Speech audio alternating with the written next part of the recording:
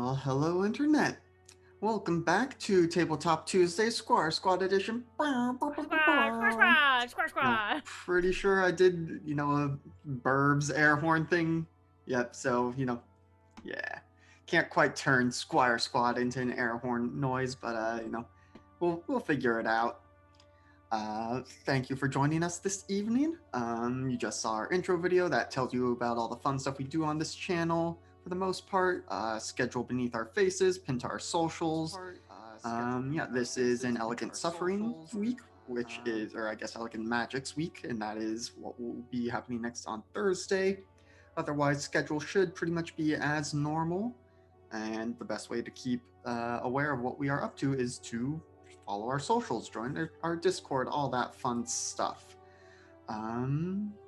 So I think we should go ahead and get started with introductions for tonight. So let us start things off with David. Hey, yeah, David playing Kevin, aka Chrysalis the Transformed, here tonight.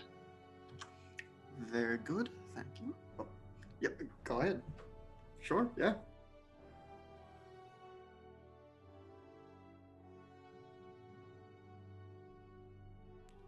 Hi, I'm Tyler. I'll be playing Flint, the Silver Wolf, who is the Bull playbook. And hey everybody, I'm Wings, also known as Danae Keener. I'm playing as Chloe, soon to be known as Hemlock, the Doomed. And I am Alex, the GM, and I'll be playing everyone else. Yay. It'll be awesome. Okay, so it has been most of a month since we've last played this due to people's various schedules and stuff. Life just sort of happens that way sometimes, but we're here, we're back, we're ready to play teenage superheroes who are getting ready for the upcoming spring fling.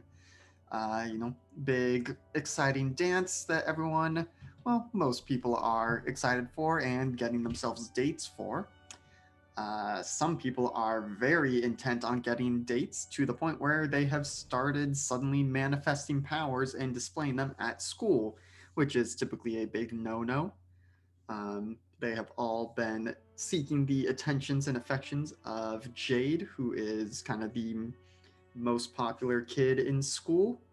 And Jade is not entirely sure why this is happening or why these people, well, they know why people want to ask them to the dance because they're Jade, but the powers is a new thing, and they're a little concerned about that and not entirely sure what to do about it.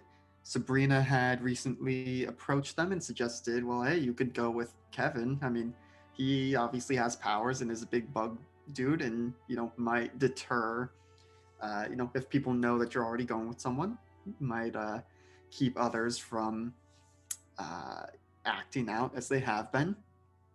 And Jade seemed to consider this.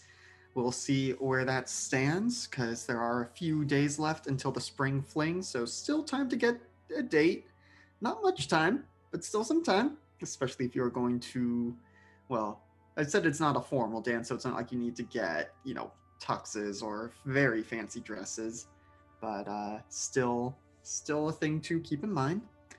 Meanwhile, we've also had some new additions to our roster, or rather, well, Chloe has been at the school for a while, has been a friend of Subrina's, but has only recently manifested and shown her powers in a rather, I'm trying to think of a good adjective. It was quite the display. Totally awesome. Yep. But that is a very good descriptor of it. Totally awesome display of taking out Kai Jr., who had, through the help of Red Herring, the notorious aider and abetter, had helped Kai Jr. infiltrate the Squires as the Squire Squid and join the new team with the other legitimate new team member, Silver Wolf, who is none other than Flint, Chloe's longtime friend, who has recently moved back to Port Arbor, where the rest of his well-established family resides. And I think that more or less brings us up to speed. So Flint now knows that Chloe has powers. Subrina knows that Chloe has powers, but Chloe doesn't know that core of it is Subrina. And Kevin, or yeah, because you know Chloe as well, but you're not super close or anything. So there's a lot of figuring out who knows what about what and who, and we'll see how some of that all shakes out as we pick things back up. So it is, we'll say it's Wednesday now, or rather, because I think we left off pretty much right after the fight against Kai Jr., and everyone more or less went home. Did anyone want to reach out to anyone about what happened after the fight? Well, right, because Flint was supposed to catch up with Chloe and make sure she was doing okay, right? Yes, I believe that is something that we had intended to happen, and we were just out of time last session. So, I mean, I forget like what we were because we had to go like the Squire squad members had to go debrief, and Flint got in trouble for causing mass destruction. Actually, both for Flint and Kevin did. There was a little bit of collateral damage, though all things considered, there was a supervillain right next to y'all's school, and so you prevented anyone from getting injured, but yeah, some property damage, so a little bit of a chewing out from there, as well as a debrief. So actually, I guess we'll very briefly cover that. I forget if I said who was doing the debriefing last time. We'll say that it's Hopkules. So we've got Corvid, Chrysalis, and the Silver Wolf back at Paladin's HQ. Squire Kai Jr. has been appropriately detained, probably sitting in a tank somewhere in Paladin's HQ, rehydrating. But, he's given you your after-action report, commended you on what you did well. Again, kind of not pleased about the property damage, but all things considered, you all feel pretty good about this. But as he is getting ready to dismiss you all, one more thing. There have been a lot of new reports of new powers manifesting at your school lately. And in particular in that last fight, that plant girl kind of checks his notes. Oh yeah, that's Chloe. She's my best friend in the world. Oh, so what do you think she'll choose as her superhero name? Right. Okay. That makes things a lot easier. So you know her very well. Oh yeah, we go way back. Okay. Well. Yes. Right. Sorry, that's just thrown me. It makes a lot of this a whole lot easier. Well, in the normal course of action, if someone newly displays powers, we encourage them to come in and do a power evaluation, figure out what they're capable of, and try and certainly someone as powerful as she is, encourage them to join up with the Squires. It's not strictly necessary. We're not going to press gang her into it or anything, but if you could help smooth that over, because for a lot of people when they first manifest their powers, it can be a very scary time, and they might be concerned that we're going to shove her into a lab and stick needles in her and just run tests, and that's not what we do here. She's super tough and isn't scared of anything. Man, if she gets to join my team, I would just be the best. I mean, you guys are awesome too. You're my new best friends as well. But Chloe and I go way back.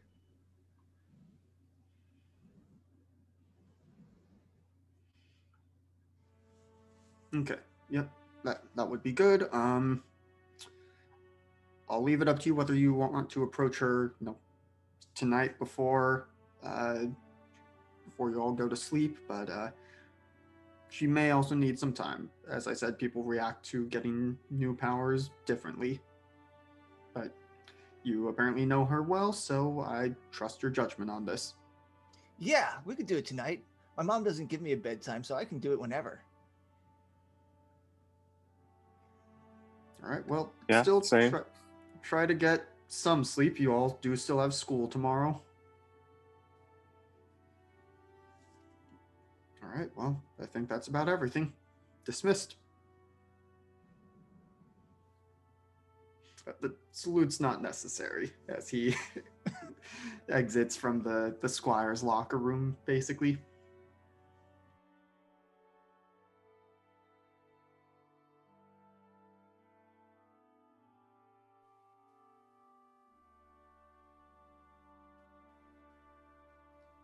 I didn't think about that. I was just gonna be like, run over to her house and like congratulate her.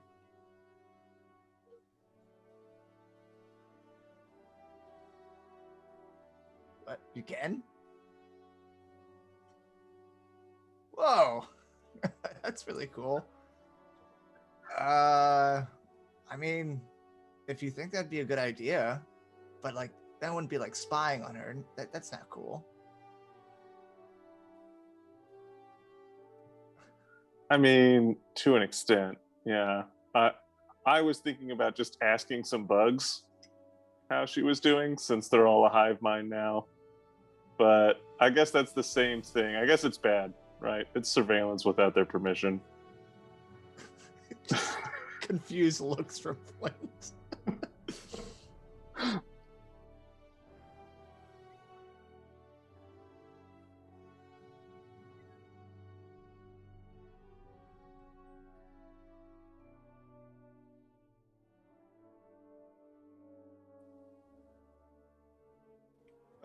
In the in our Squire squad locker room, because I don't think Flint knew that Corvid was Subrina. So is she like out of costume here? Okay, like when that happened, he would have been like really surprised and like, what? I didn't know that was who you were. But yeah. He probably did. That was a month and a half ago. Just does it twice for no reason. I would expect that from Flint. Whoa! It's like, I already told you. And it's like, oh yeah! I forgot.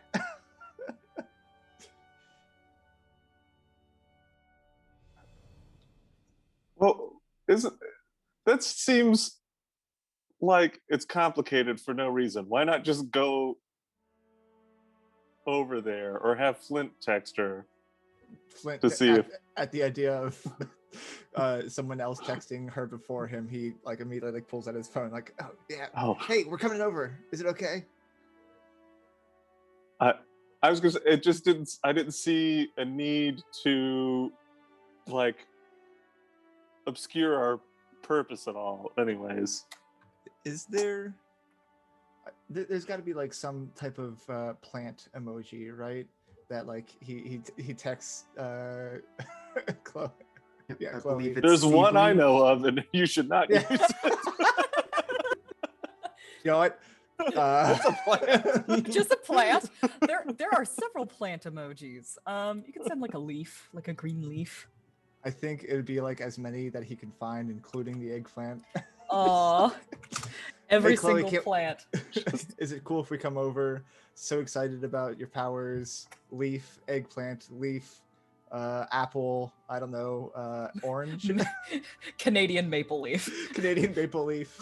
Probably marijuana leaf as well.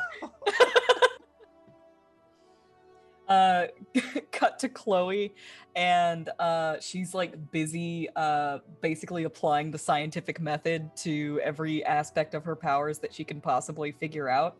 Like she's like concentrating really hard at her desk and like using vines like that have come out of her arm to like lift up a pencil, and like her phone goes and she like reaches over and like looks at it and it kind of squints a little bit and then types in "who's we." No subtlety, just like, oh, it's Subrina, Kevin, and I. ...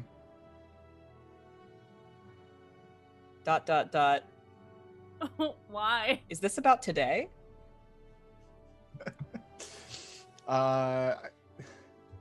Yes, be there in 5, or probably a wildly inaccurate depiction of how long it will take to be there.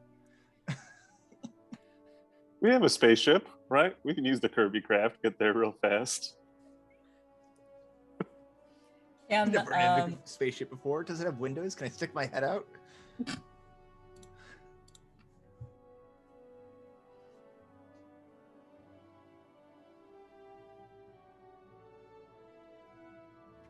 Yeah, let's go for a ride. Let's go for a ride.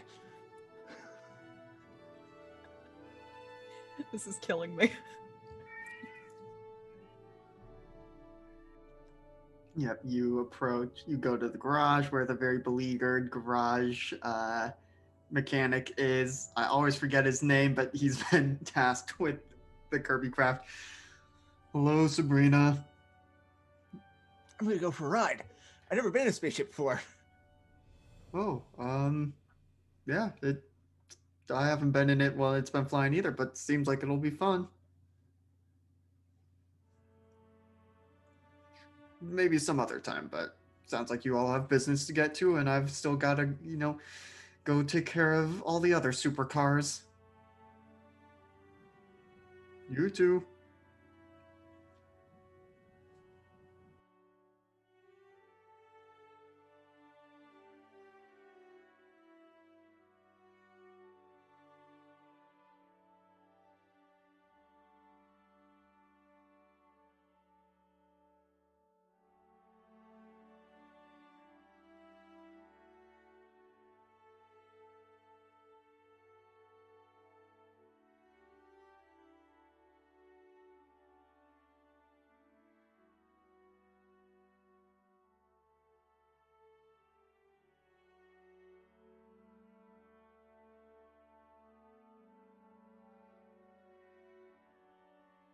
He runs up to the window and like stares out excitedly. Get like a seat with a seatbelt for him, maybe.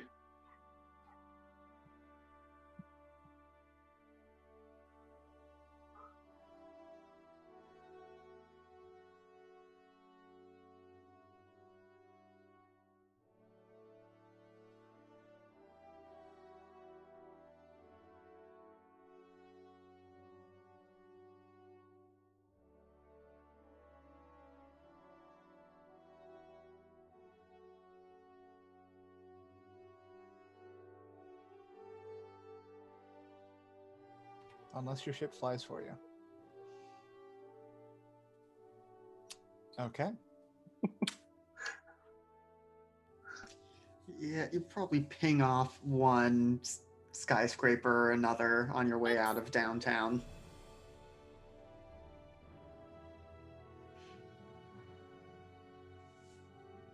But It's just Subrina flying a Kirby craft. Not Corvin flying a Kirby. It's Subrina.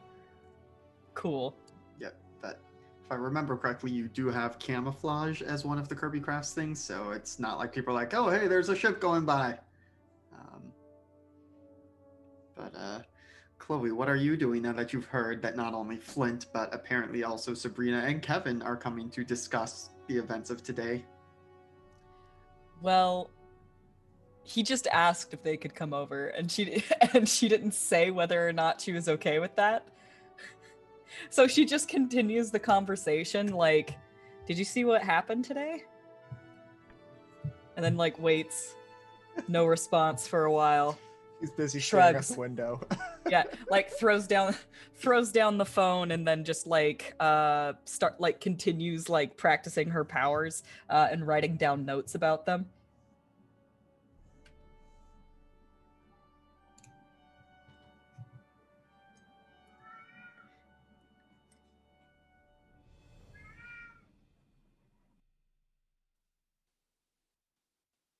I mean, I think you, right? Flint, didn't you already say that Subrina was coming over? Was I not supposed to? I totally forgot about the secret identity thing again.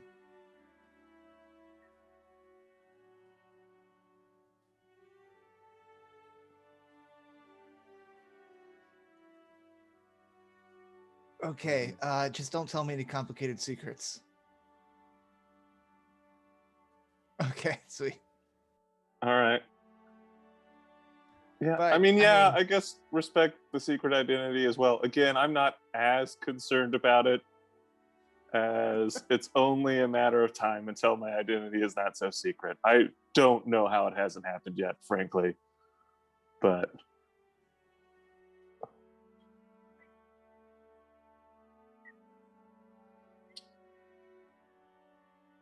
and I guess you could just be a new person, right? I mean, you'd have to start over. That would suck, obviously, but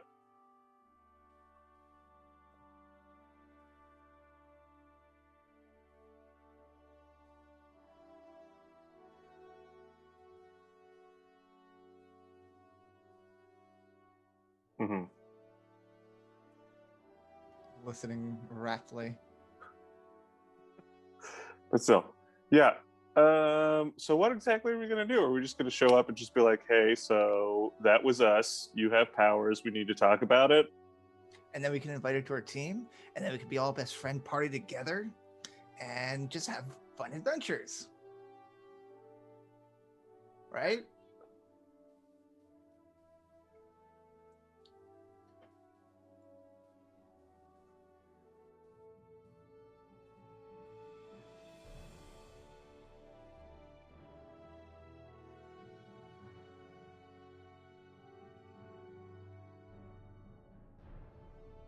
Okay, so maybe you should start the talking and not me.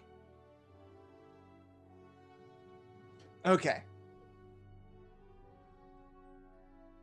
I am, because I gotta tell you, I don't talk to people much. Mm-hmm. I mean, we basically became best friends as soon as I met you, so. Uh-huh. Yep, that happened. It's sure, I'll talk. Yeah. Okay.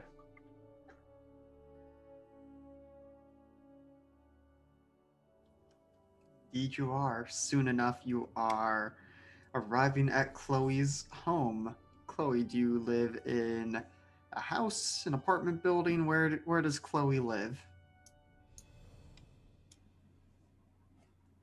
Oh, I had never considered this before. I guess my mental image was like, what's the town like? I mean, it's a big old metropolis, so you could have big apartment buildings. You could also have, just a little bit outside. You've got houses with yards and all that stuff. And yeah, I mean, it is an expansive city. Sure, I'll say it's an apartment building. That sounds about right. I want to say that when she was a kid, she used to live in the suburbs with Flint, but then both of them moved so that they could be closer to school. Makes sense. All right, so knowing where Chloe lives, Subrina, you maneuver the Kirby craft onto the roof and now find yourselves having to figure out how to get in through the roof accessor. Now, it's probably better to just say that it's been left open. Probably some teenager in the building goes out there to smoke and has broken the lock. Flint would have probably just like tried the door and then just like if it was locked, just kind of break it. When you guys get on the roof, you do see that there are like a row of plants.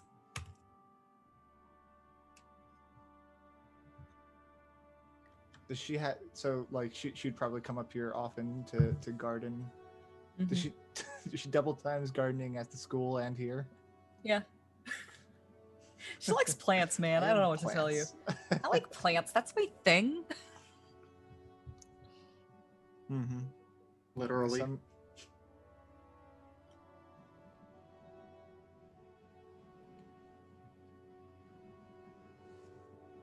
Do we want her to come up here? Be less obvious. We could text her we're on the roof.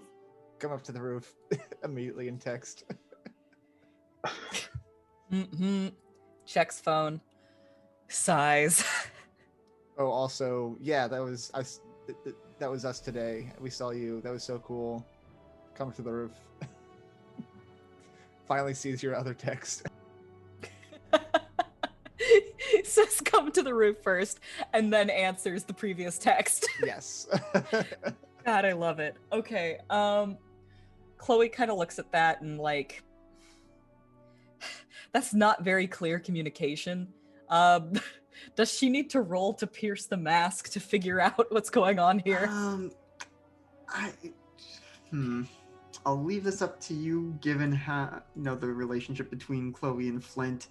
Do you think you have enough experience parsing his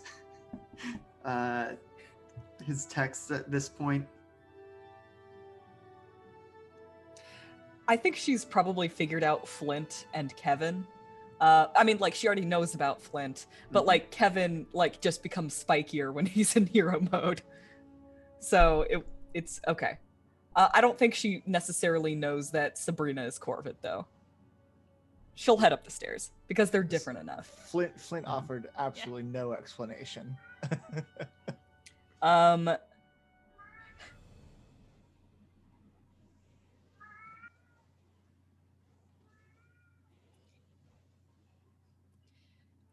her way out the door, she grabs a watering can and tells her dad that she's going to go water the plants on the roof. Yes, Frankie. Okay, honey, dinner will be ready soon. All right, I'll be back soon. Door. Up the stairs. And opens up the access. And Flint just comes in for a big ol' hug. Like limp cat. Oh, right. And he puts her back down and like backs off and tries to be good for a second. So, did you guys use the fire escape or?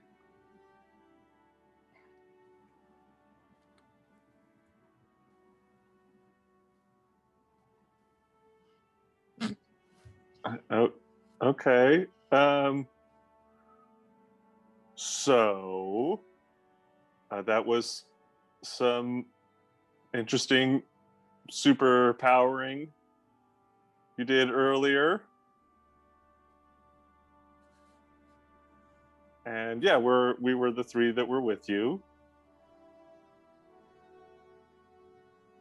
And we're here to talk to you about that in an official capacity for the Squire squad stuff.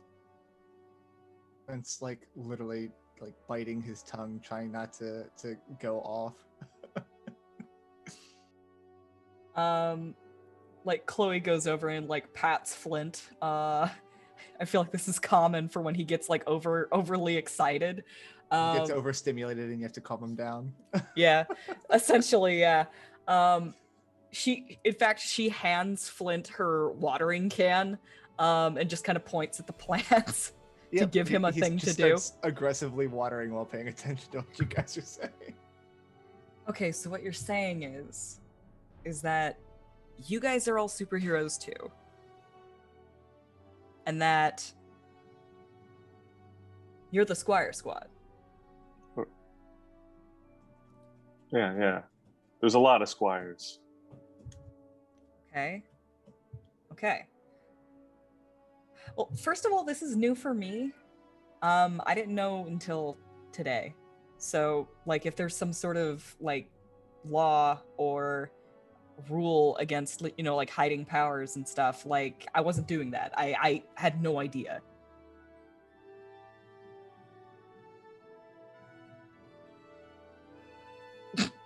Sorry.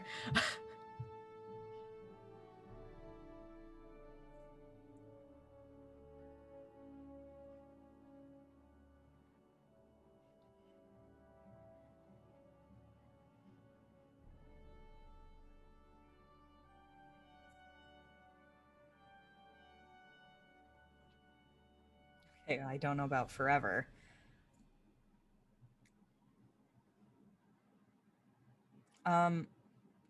Yeah, sure.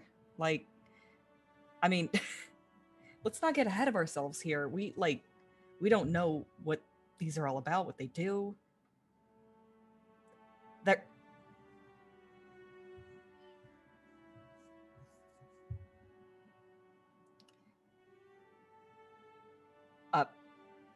Yeah, okay, sure.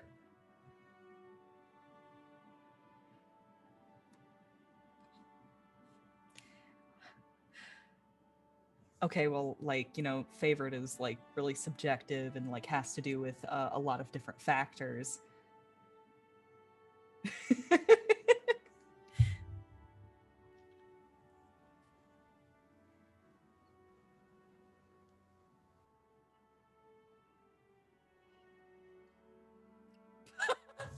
Ta-da. I was gonna say before she shifts back, Flint like waters her because he has the watering cans and going around. She's like, go, go, go, go.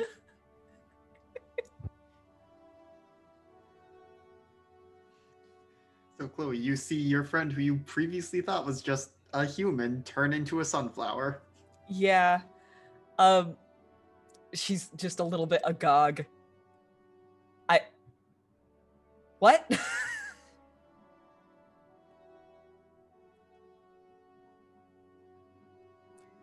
You're Corvid?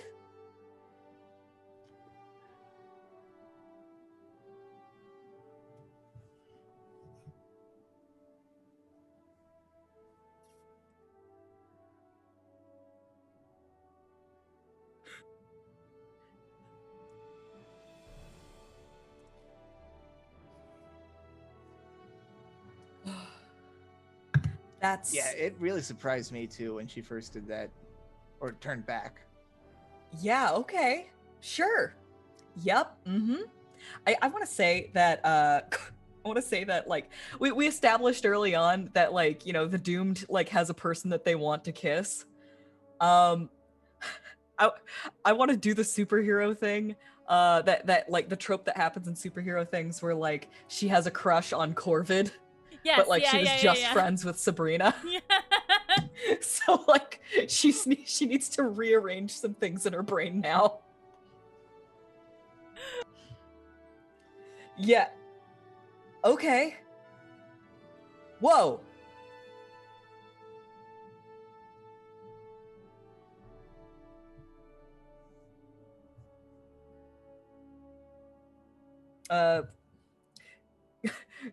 Chloe's gonna like walk over to like a bucket and like flip it over and sit down. Flint has seen her do this before.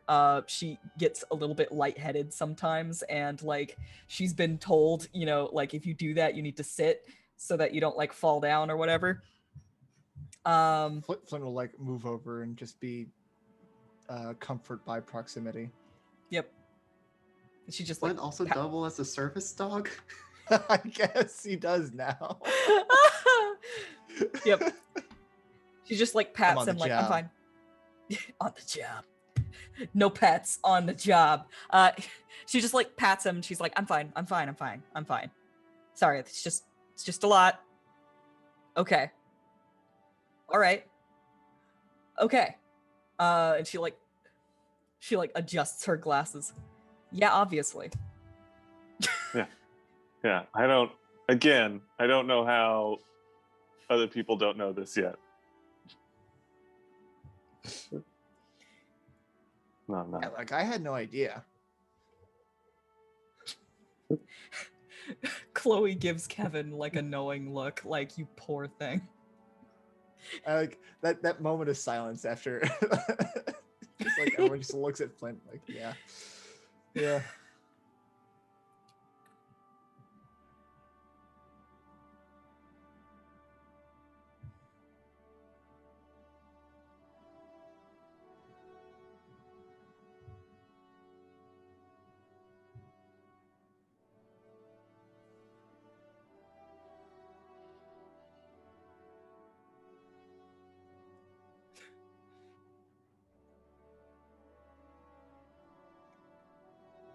Okay. Sure. Yeah. I'll do this just on one condition. You don't tell my parents. Yeah. Okay.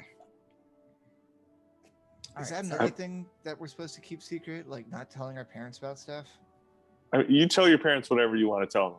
All right. Okay, good. Yeah, I don't know where my parents are. It's fine.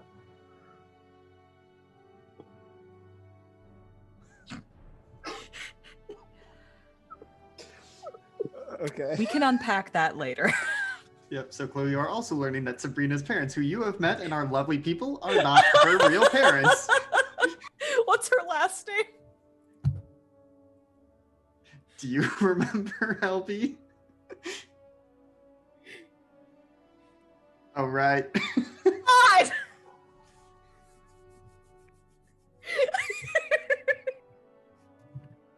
That's lovely so couple. hilarious. I love it. Okay, you mean Mr. and Mrs. Keener are FBI agents? Oh my god.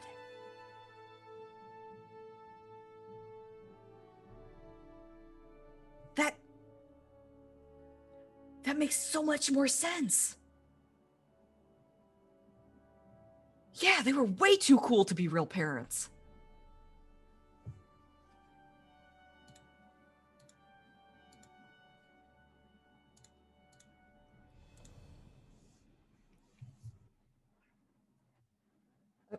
Okay. Sure. I'll go with you guys to this thing, but like, dinner is almost ready, and if I don't come back, Dad's gonna get worried. So.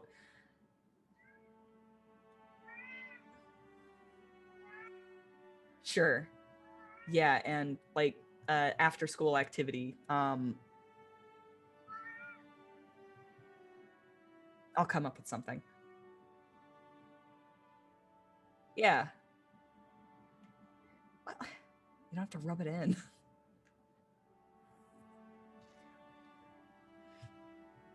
We could Right. all join the gardening club as a cover then. If no one else is a part of it, it would make sense as to why we're all hanging out all the time. Yeah, I love gardening, so that's a great idea. Okay. I need to find clubs to join anyway. It's a good cover. There's usually nobody else in the greenhouse as it is. We could meet there.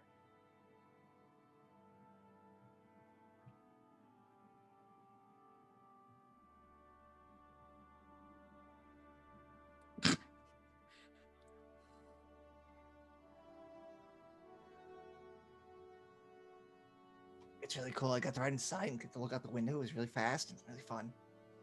Yes, but really quick.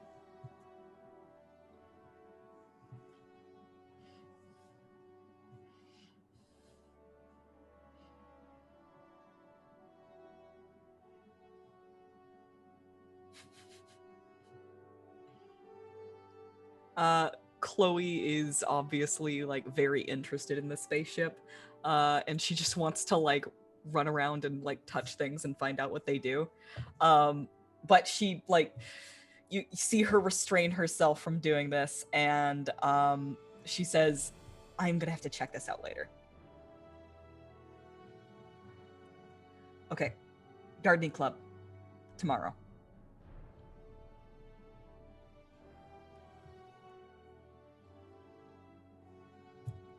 Yeah? I can text my parents and say that I'm staying over for like dinner. I'm sure I'm- that'd be fine. Flint, I'm fine. I'm just saying we could hang out. You know, it's also been a while since I actually got to hang out around you. Do you want to hang out? Kind of want to hang out. Okay, we can hang out. He is quite pleased.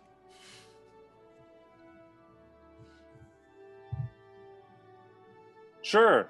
Yeah. Yeah.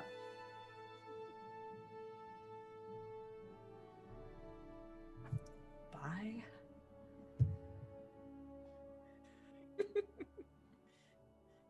Mm-hmm. Did they leave? Are they still here? He like tries to reach out to where the ship was.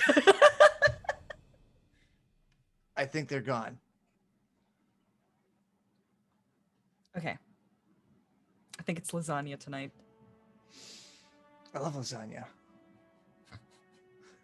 It would have been he loves whatever you said. I know. I have a question. Do Chloe's parents know that Flint is a superhero? And I think, yeah, that's up to y'all. I feel like Flint, at least like Flint's parents try to keep it on the hush hush, and like the rest of his family tries to keep their powers on the hush hush as much as possible, though some of them less easy than others. So like they could probably have an idea that he's got a condition, but wouldn't necessarily know that he's a superhero. Gotcha. Well, I mean, like, considering Flint's parents, it's probably fairly obvious he'd have something going on. Yeah, like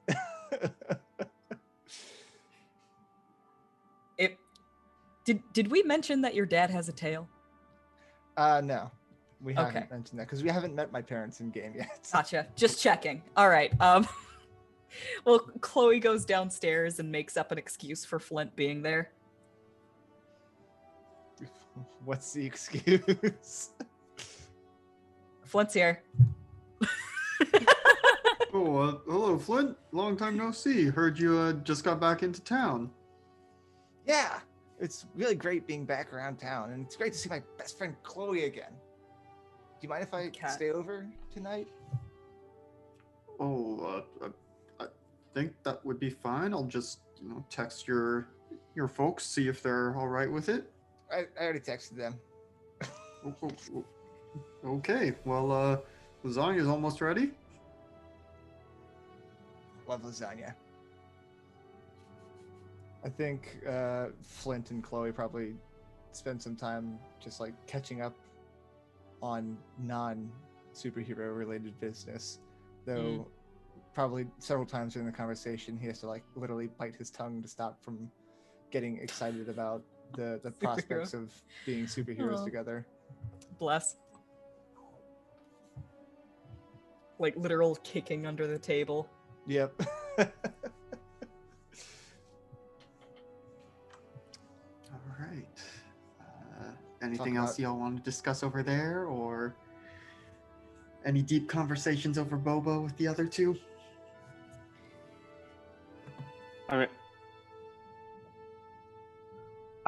Hopefully, at least hopefully she'll train, right? You got to train the new stuff. What kind of boba do you have?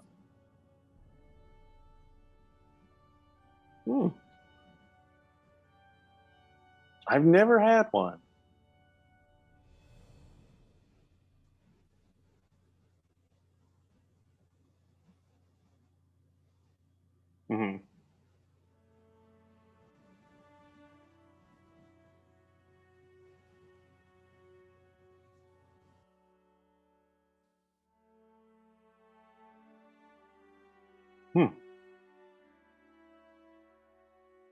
Neat. These all are sounding very delicious right now.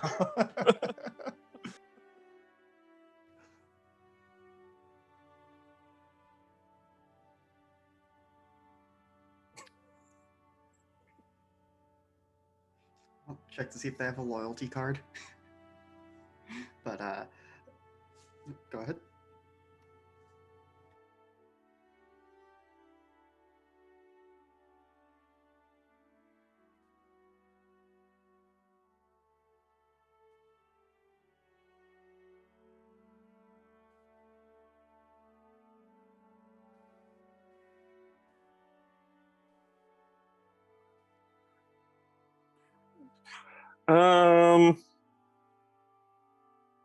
I don't know.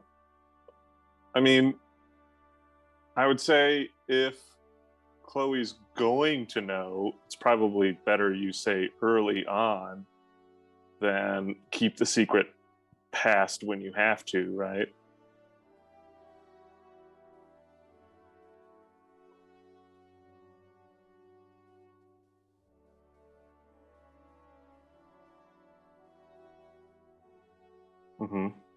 Why?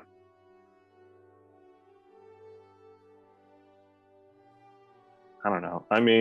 Chloe doesn't seem to have a problem with me. I don't think she'll have a problem with You being an alien. But I'm also a big giant metal bug man with spikes. So if you think aliens are scary, I don't think you're going to be like, well, technically he was born on Earth, so he's good. Like,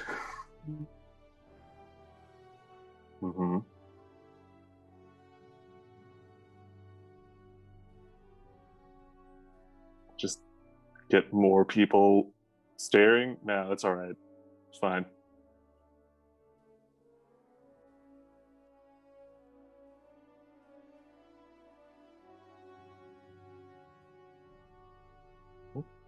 Okay.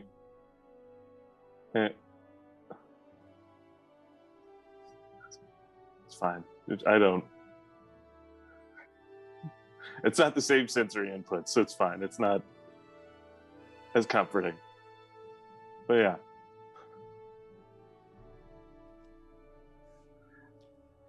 Say, two things happen during boba. One of these, Flint, you also get. It's basically a text from the paladins on your communicators. That's, just, reminder to bring Chloe in if you get the chance. And also, now this is like an official directive from the paladins to start investigating those schoolmates of yours who have started manifesting powers and try and figure out what's going on. They've probably, because you or other squires at the school have reported on it, they know that Jade seems to be at the middle of this, and so it's like try and find out what's happening there, because they've and this is probably actually like an attachment in an email later or something. It's like they've interviewed some of those students who displayed the powers and find that they don't actually have powers. Like, it's not something that comes from them. They seem to have gained temporary powers in some way. And so they are paladins are very interested, obviously, in like, okay, who or what is doing this? And, trying to figure out if there's a way to, they just want to know what's going on with that. So that is a thing they would like you all to start working on. And then for those of you at Boba, because we'll say, it's getting close to dinner time. Sun is probably getting close to setting. And as you are preparing to finish up Boba, there's very briefly an odd flickering of the light. And kind of out of the corner of your eye, it looks like there's, another figure at not your table, but a table nearby that, just at a glance, you think, okay, maybe this is someone else having boba, but it seems very shadowy. But when you turn to look, it's just gone. Seems like, okay, maybe there was a patch of darkness between the fading light coming in through the window, and you could have sworn that it was a like silhouette of some kind, but when you look, there's nothing there.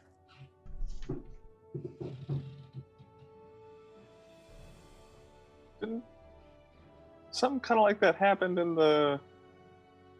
when Kai Jr. was around earlier, didn't it? We kept like having stuff like around, right? Like that we couldn't quite find.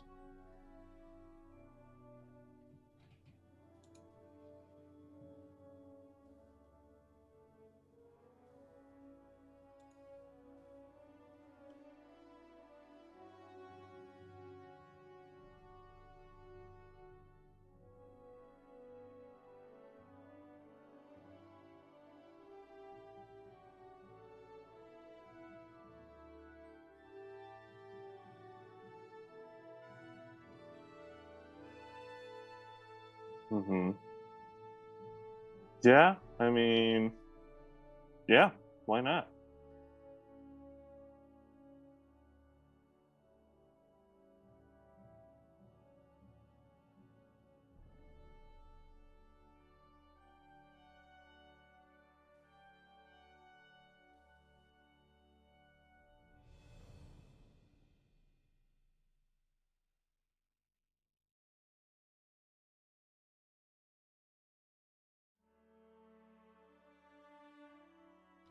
You get a brief confirmation back, just like, okay.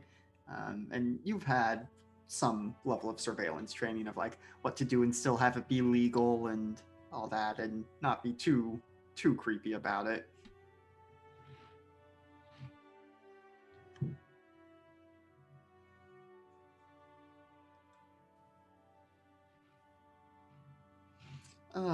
No, Jade has, lives in a fairly large house with a, you know, both a front yard and a backyard, but also still, it's it's a rich person house in the city.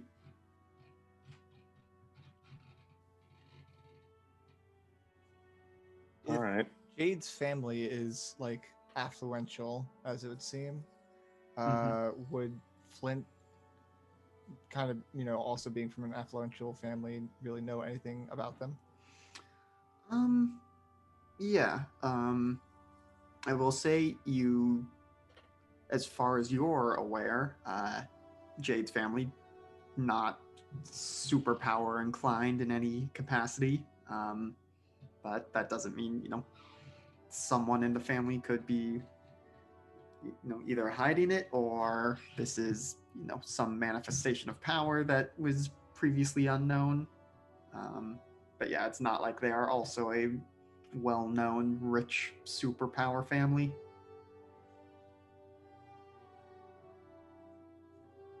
Cool.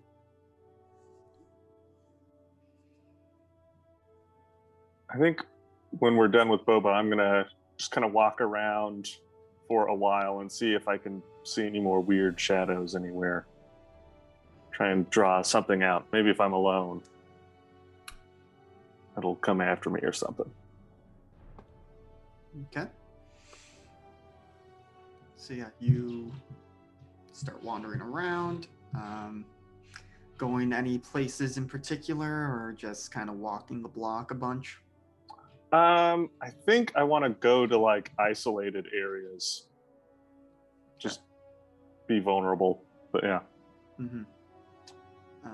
So yeah, you leave the boba shop, part ways with Subrina, and then you begin walking. And now that you're by yourself, you start to get a little bit of the, maybe some mothers with their young children kind of shielding their children, making sure they're walking on the other side of them as they are passing you on the street. It's nothing so overt as crossing the street to get away from you, but it is, people seem to be tenser around you when you're just by yourself and not with other teenagers. But you are unfortunately used to this kind of behavior. But as you are going, you do kind of see some more flickers of shadows. Again, kind of just out of the corner of your eye. You see maybe, just someone walking across the street in the opposite direction. Then maybe you see what seems like someone walking a dog. Both person and dog made out of shadows. Should probably be turning on spookier music for this.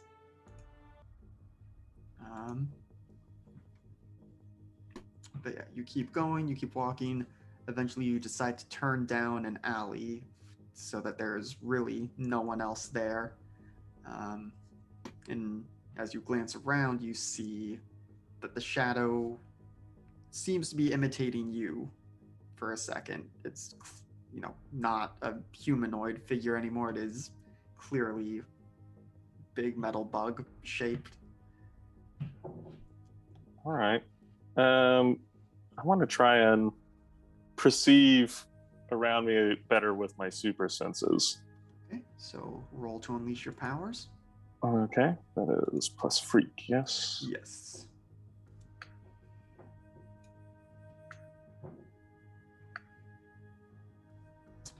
Okay. So on a 7 to 9, mark a condition, or on a hit you do it. 7 to 9, you either mark a condition, or I'll tell you how it's unstable or temporary. Unstable or temporary. Okay. So yeah, you reach out with your extrasensory perception. Let's see. Have we decided how that manifests exactly? I think it kind of goes in with the telepathy and telekinesis and stuff like that. That's actually how I interact with the world. Yeah. So you extend those senses back to, you're careful not to look too closely at the shadow at present. You extend with your senses that way. And as, the telekinesis reaches there, normally if it touches shadow, it doesn't feel like anything. But here there's something there, clearly not as corporeal as a person or any other kind of solid object, but there's a give there that you haven't really experienced before.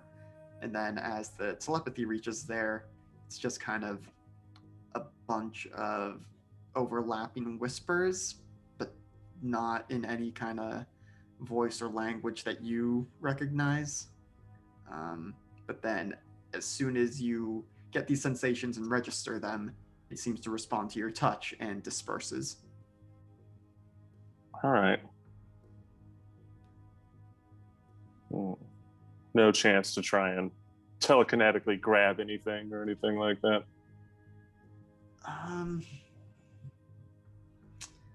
You could try another Unleash Your Powers.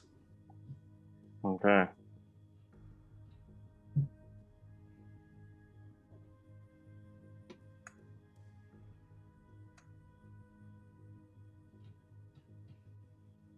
Okay, so another mixed success. You can... Oh, unstable temporary again. Yep. So you get, maybe you reach out, you try and get it. For a second, it intensifies and the whispering becomes louder.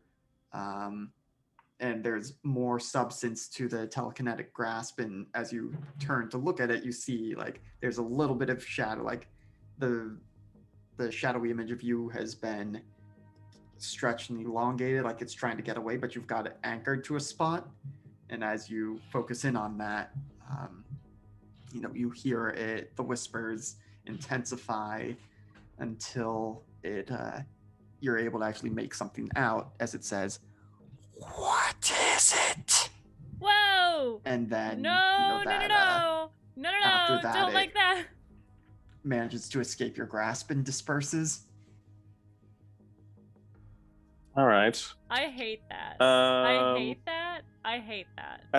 Not to change what it's doing or anything, but could I have, in an attempt to like keep it there as long as I could I have just increased like the telekinetic pull so much that kind of focusing in on it, I don't realize I was like damaging stuff around me and whatnot.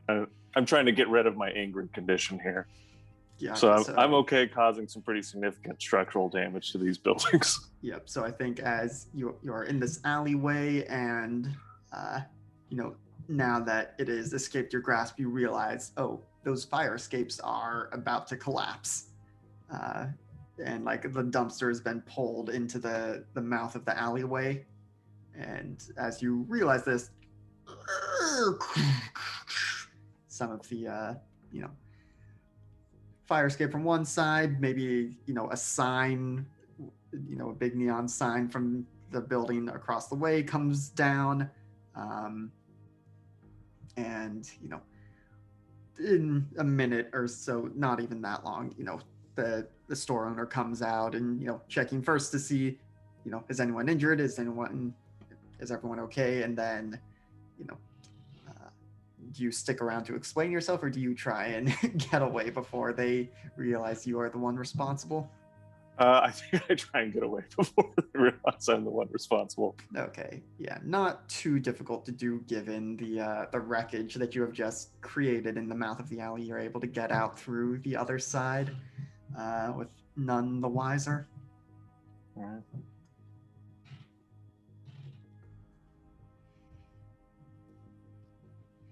All right. Think probably cut over to Subrina and her surveillance. You arrive at the Jade residence. I don't know if I've given them a last name. I'm not gonna dig through my notes for it right now. So it's, just the Jade. It is jokingly and mostly affectionately referred to as the Jade Palace among people at school for being a, rich person home.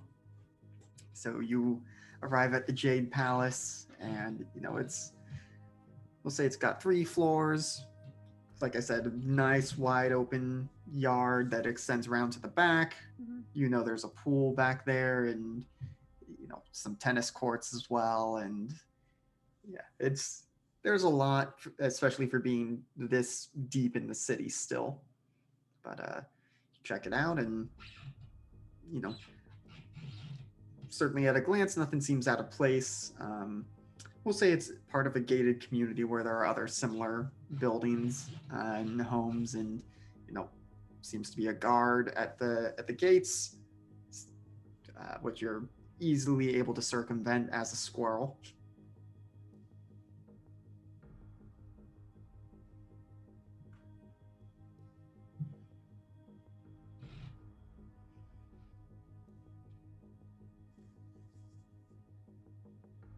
Yep. So yeah, you climb up a tree that you're pretty sure has a view into Jade's room, and the curtains are partially closed, but enough to see through that. Right now, they just seem to be at their desk doing some homework. Well, also, got FaceTime up on a tablet of some kind and just talking to other people that they hang out with at school. Um, we'll say because it's a nice spring evening, the window's open, and so you're catching bits of conversation. There's a screen there, so you're not going to be able to just hop in, but basically hearing a bit about, mostly seem to be talking about the assignment for a while, but eventually whoever's on the other end seems to ask about the, they actually get to talking about the kerfuffle that you all, I was going to say caused, you partook in after school, and, the person on the other end is, Jade, that was crazy. Do you think that had anything to do with the people who are also using powers to try and get your attention? And Jade's, no, I don't think so, and I hope not. If it gets that out of hand, it's, I don't know. I'm gonna have to pick someone to just go with. This girl came up to me at school earlier, Subrina, grade beneath us. Suggested that I try asking out Kevin, Bug Boy Kevin, just to make it known that I am going with someone. And, Kevin obviously has, not human, and so obviously has some kind of abilities and just could be a good way to, say that I'm spoken for, I guess. I don't know. This all sounds cheesy and weird and feels like, I know I just said that Kevin's not a human, but it feels dehumanizing to him. And the person on the other end is, it makes sense. If I had powers, I'd think twice about going up against Kevin. He's big and made of metal. It's, sure, seems nice enough, but I'm sure if he wanted to, he could, tear someone in half. And Jade's like, yeah, but again, it feels rude to him to do that, and gosh, I don't know. It's, if this were an easy decision, I would have just said yes and tried to find him today. But yeah, I've still got to think about this. But it's also not much time left until the spring fling. It's like, I feel you there. Do you at least have your outfits ready? And then they kind of transition to just talk about getting ready for the dance.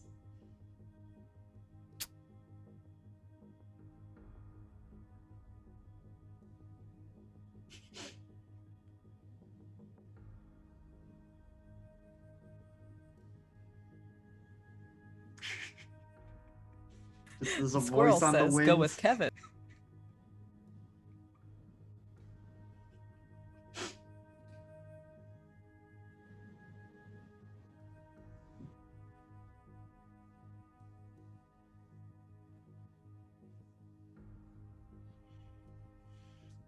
Yeah, in one corner you see the pile of irradiated corpses. Now there's, typical teenager stuff.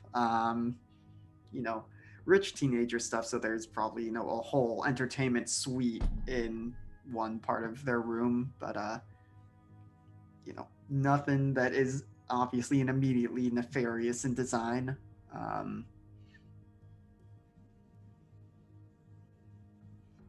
Not that is outside the scope of, you know, what would happen in this setting.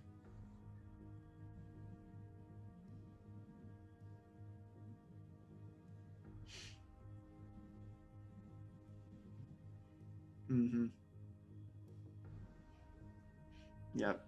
And I think at one point you actually hear, you know, maybe as you are shifting position for another look, you kind of clunk against the, or I guess not clunk because the screen's there, but you know, there's some skittering and scratching, and the person on the other end of the FaceTime's like, "Hey Jade, that squirrel looks kind of funny. It's just kind of chilling there. I think it wants into your room." And Jade turns to look at you. Uh,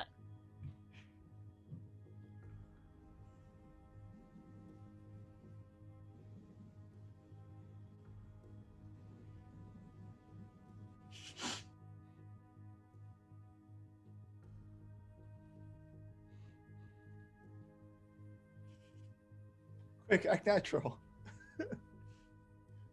Yeah. Oh, I'm trying to think if I can make you roll for this. I don't think so. Yeah. So I think Jade kind of just looks at you. Oh, huh. That's kind of cute. Oh, big stretch. Anyway, and turns back and seems to refocus on finishing up their assignment for class.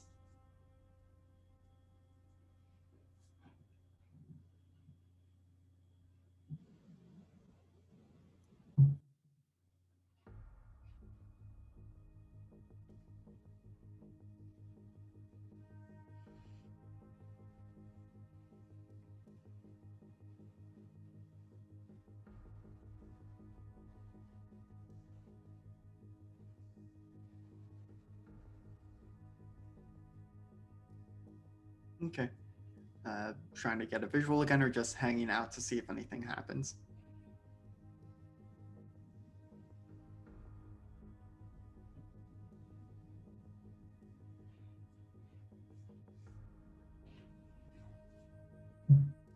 Yeah. Yeah. I mean, I think the only thing that of note that happens is, as you know, it's another hour or two as they finish up homework, say goodbye to their friend, and you know, leave, go into the bathroom to get ready for bed. They come back out in their PJs, and then they stop and look in their vanity that's out in the room, and just kind of stare at themselves in the mirror. And you know, you can barely make out what they're saying, but it's kind of just,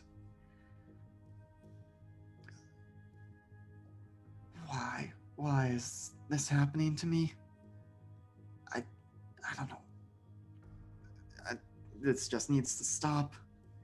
Someone's going to get hurt if I don't get this figured out.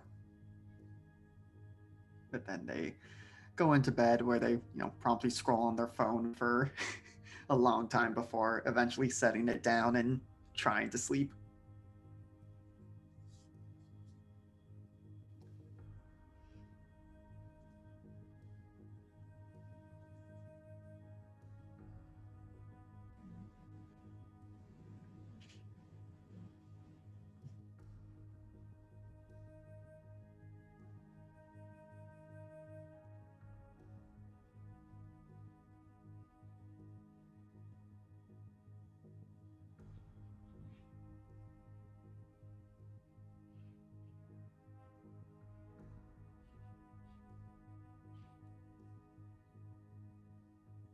Yep. Easy enough to do. Yeah. And I don't know. I guess back with Chloe and Flint is some good lasagna. Oh man, yeah. Because her dad didn't know that Flint was coming over, it probably wasn't like enough, and he really tries to be like a good guest, but he is very hungry and he's a growing boy, so he probably eats a little bit more than he should. He eats like half the lasagna, Yeah. and like Chloe just like goes automatically to the freezer and pulls out another one and throws it in the oven. And they have some good lasagna, catch up on whatever they haven't talked about since he got back into town. Yeah. Yeah. Eventually, Dad goes to bed, and you're able to talk more freely about stuff. But In very hushed whispers that are still a little bit too loud. Mhm. It still gets kicked by Chloe whenever he gets a little too excited. Yep. I think he would be like very interested in knowing like what the extent that she's found like of her powers so far, because during the fight like she was manipulating a lot of plants, right? Yeah. Well, for the most part, they were coming out of her body. Mhm. And I think that's what most of the conversation is about, is that like she explains to him that as far as she can tell, she can't control plants. Like, But she even though she, is plants. well, there's plants in there somewhere. Plants all the way down. And just before we go to break, I will say, Chloe, as you are talking openly about your powers with, or I guess we need to decide, is this technically talking openly about your doom? Because we know your powers are tied into your doom.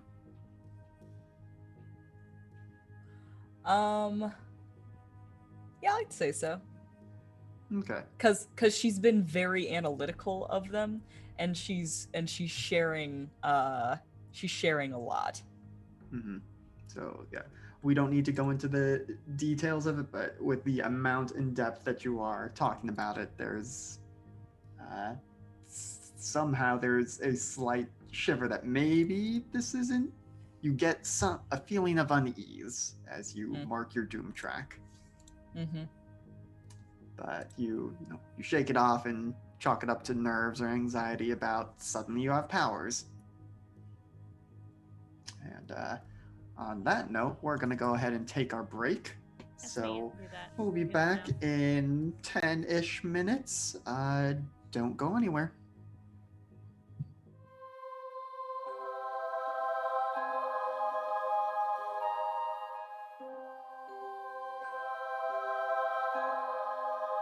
Welcome back, Internet. We are back and refreshed from our break and hope that you are too. If you're not refreshed, that's okay too, I guess. I'm not your boss. I'm not your supervisor, but take care of yourself. Before we get back into it, just one thing, because I always forget to mention it. We have merch. Woo! Pretty sure LB has one of our mugs by Flying Ready to Die. We've also got shirts and hoodies and phone cases and a whole bunch of stuff. So check it out. We've got a link in the Twitch chat. And I'm sure it's somewhere on our Twitch page or our Twitter. Well then, shall we get back to it? I don't know that we need this ominous music anymore. So, it's the dawn of a new day. You're waking up ready to go to school. Chloe, it's your first day waking up knowing that you have powers and knowing that one of your other very close friends also has powers.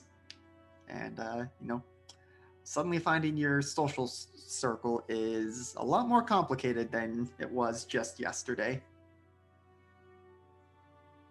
I think that like going to school, she's a lot more suspicious of all of the people around her. Just kind of all like, does that guy have powers? Maybe that guy has powers. And so like she's focusing a lot more on other people than she usually does. Like most of the time she kind of keeps her head down, she just goes about her day, doesn't bother anybody, but now she's analyzing people a lot more.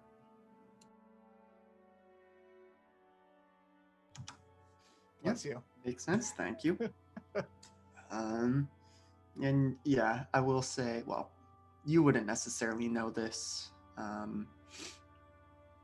Sorry, Sneeze is in that weird limbo of like, is it gonna happen? Is it not? But No. I think I've said or explained this before, but there are other squires at the school.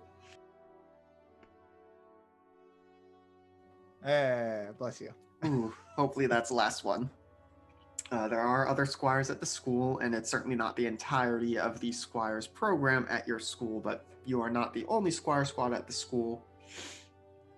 And so while you may be aware of some of them, you're not necessarily aware of all of them, and Chloe doesn't know any of this yet, but there are certainly other individuals at your school with powerful abilities that, sometimes work as superheroes. But yeah, you go in for today. Maybe paranoid's not the right word, but certainly far more aware of what's going on.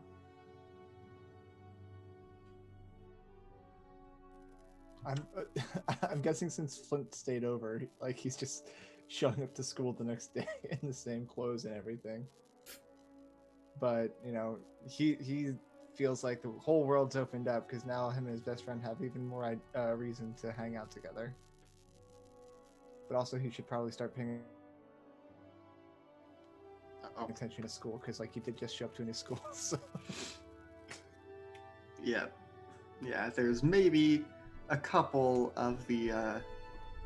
You maybe catch some whispers because, well, actually, I was gonna say because you've got the lupine qualities, but I don't know if you actually have enhanced hearing or anything. But some of the cattier gossipers at school noticed you coming in the same clothes as yesterday, and there's some whispers like, "Wait, I thought he was rich. Is he rich homeless? Is he chic homeless? It doesn't have new clothes?" I don't know, but he's still pretty heckin' cute. And just, and soon enough you're walking past them, unless you decide to stop and engage them. I don't think Flint, like, really even pays attention to a lot of the gossip. It's just, in his own world. Yep. And so, do any of you make an effort to seek each other out before classes begin for the day? Yeah, I think so. I think I'd try and find Subrina and Kevin to talk about the Jade situation.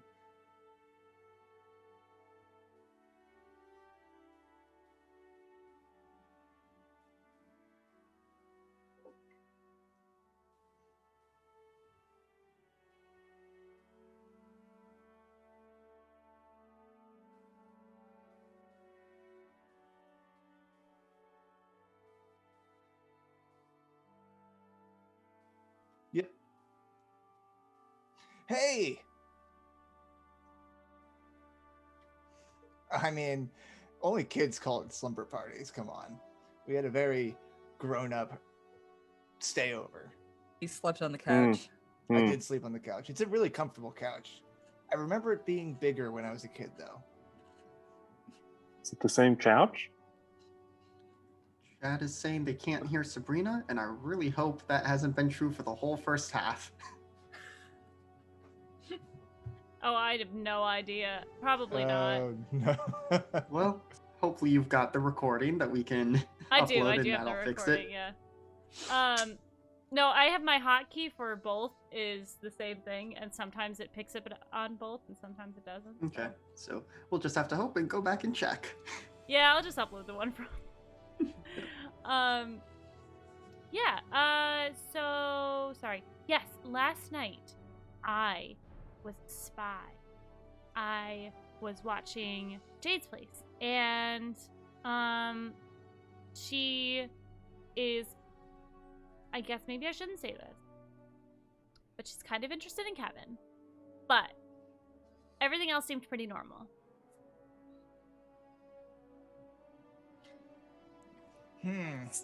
Sabrina, you do realize that sounds super creepy, right? Why? Well, out of character, it's because Chloe doesn't know about the mission. Oh. Well, why is that creepy? And Flint totally forgot to tell. He got the text. He's like, "Wow, that sounds serious." Anyway, Listen, I get that like everybody wants to date Jade and stuff like that, but like you don't watch people when they don't know that you're watching them. It's really creepy. Oh no, we have a mission. No.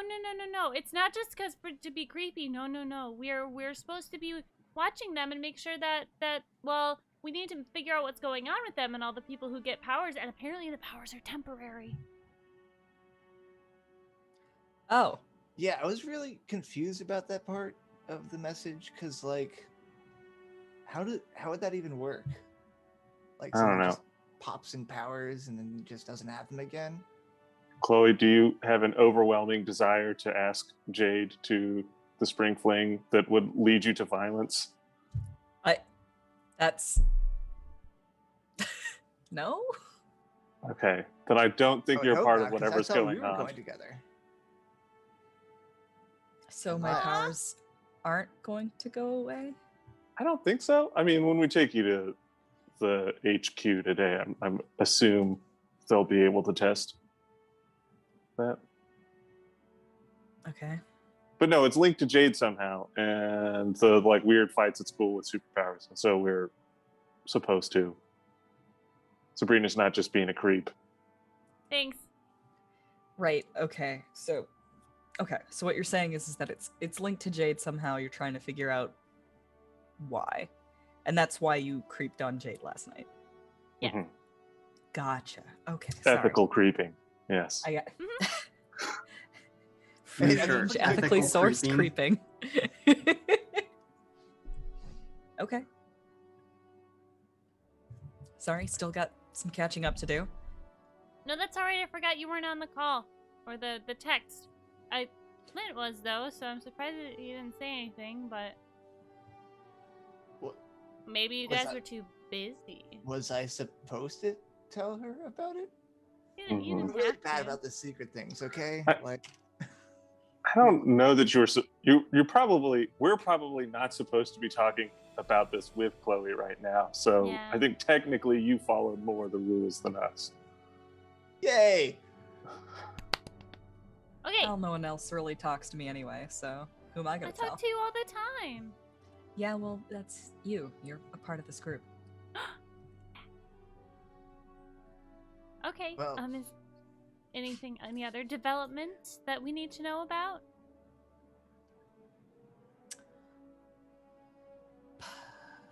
Nope. No major revelations that you're very grown up sleepover. Yes, you're very grown up sleepover. I mean, you keep calling it a sleepover though. Mm, All I did You're- was stay at their house. Uh-huh. yeah. Flint can balance a spoon on his nose. Really? Yeah, you want to watch? Yes. Scrambles around to find a spoon somewhere, then settles for like a pen or something, or some oblong shaped thing, and like bounces it. Wow. That's so cool. Because he's just the type to get that easily distracted. Yeah. Chloe like showcases it for a moment and then just flicks it off his nose. Well, we should go to homeroom. Chloe, let's walk together. Okay. Looks at Kevin like, I'm gonna find out what's going on here. This is the look that Sabrina gives you when she's like, there's some gossip and I'm gonna find it out. All right. Oh, Kevin is completely uninterested, I'm sure. I don't know. We'll see. Guess I'll go with homeroom. I'll go to homeroom with Flint then, I guess. Like, man, high school was a while ago. Would we like share a homeroom or like? Possibly. Yeah, I mean, I it's think, probably a pretty big school, right? Being yeah, I mean, there would be multiple homerooms. I think think we established that when Flint was introduced, Mhm. though I don't think that was necessarily homeroom, but you were at least in the same class as Kevin. Forget if you Yeah. were all in the same class or not. We had one class that was all together. Yeah. Yep. So we could, I guess, say that was homeroom? Question mark? Sure. Sure, Yeah. why not? Nothing's set in stone. Flint shows up in calc. Okay. Right. All right. Oh, so we all have right. we all have calculus together. Yeah. That's, Right. that must be because the he one. had a really hard time with calculus. Yeah. Right. And then Chloe has biology with Subrina, Yes. and then math. With Kevin. Oh wait, calculus is math. Yeah. Ah, curses! Chloe has 2 math classes. Cause she's super fucking smart and I'm not. Yeah. Well, I mean in math. But Yeah. How advanced is this school? Is there a differential equations class? If there's, Boy, I hope not, man. but, you like, want to do Chloe, Laplace transforms? They're No. fun. Chloe wants I to don't go even into wanna the do them science now. field, so I imagine she has a lot of math. Yeah. Yeah. That makes sense. I'll say she has physics with Kevin. Let's do that. Okay. All right. Well, anyway, off to homeroom. Okay, bye. So, she's like pulls Chloe in and like loops her arm around hers. So, tell me, what happened last night? We hung out. Like hung Shot the out or shit? like hung out? Gross. No. Why not? He's super cute. Sure, but he's like my kid brother. I knew him like when I was in kindergarten. Like But we you're made going to sandcastles together. But you're like going to the dance together. Sure, yeah, but that's just because my mom says that it would, it's good for us or whatever. I mean, like, he's new in school and I don't date people, so that's just like, it was a mutually beneficial situation. Okay. We're like symbiotes. Yeah, you've never You know told those, me like, who you... Yeah. Those I know what birds a that like sit on top symbiote of is. rhinoceroses? Yeah. Flint's the bird, and I'm another bird also on the rhinoceros. Who's the rhinoceros? School, I guess. Okay. But he's like, well, you've never told me who you've had a crush on. You never talked about anyone you liked. I just assumed you didn't like people. I don't have crushes. I don't date people. Have you tried? Nope. What if you like it, though? I'd rather not. I want to date people. There's this guy, his name's Hector. He's like super attractive and like really tall, but he's not here. He's over in Korea. He's gonna be there for a while. So I guess I could probably date someone else. Wait. Are you talking about the K-pop idol, Hector? No, no. No, Ego's the K-pop guy. Hector went over and Oh. he does some stuff with them, but he's like, he's from here though. He just did the Gotcha. exchange thing. Sorry, I was thinking of a different K-pop idol. Sorry, like, I keep on getting spammed with all these fan cams on Twitter, and I keep on trying to Yeah. like block them all. Yeah. And Well, Ego was on our team for a while. That was really cool. He was like a robot, but then he got like powered. Well, he got like. wait, you actually did have a K-pop idol on your team? Yeah. All right. That's the end of the conversation. It just goes from there. So, Kevin, I was thinking, like, why don't we just go ask Jade what's going on with, like, all the fighting? I think Subrina might have covered that in the talk. Really? Maybe, I don't know. When? Because, like, The other day, she approached Jade to see if Jade would want to go to the spring fling with me. as I would be her Oh. bodyguard. And so I assumed a conversation similar to this, to what we're talking about, happened then. Yeah, I think that would totally work. Well, why don't you do it? I'm absolutely not going to go talk to Jade. No, I can't go after someone else did. That would be too desperate. Nope. I mean, how else would they know that you're interested? Like, I'm not actually interested. talk to somebody.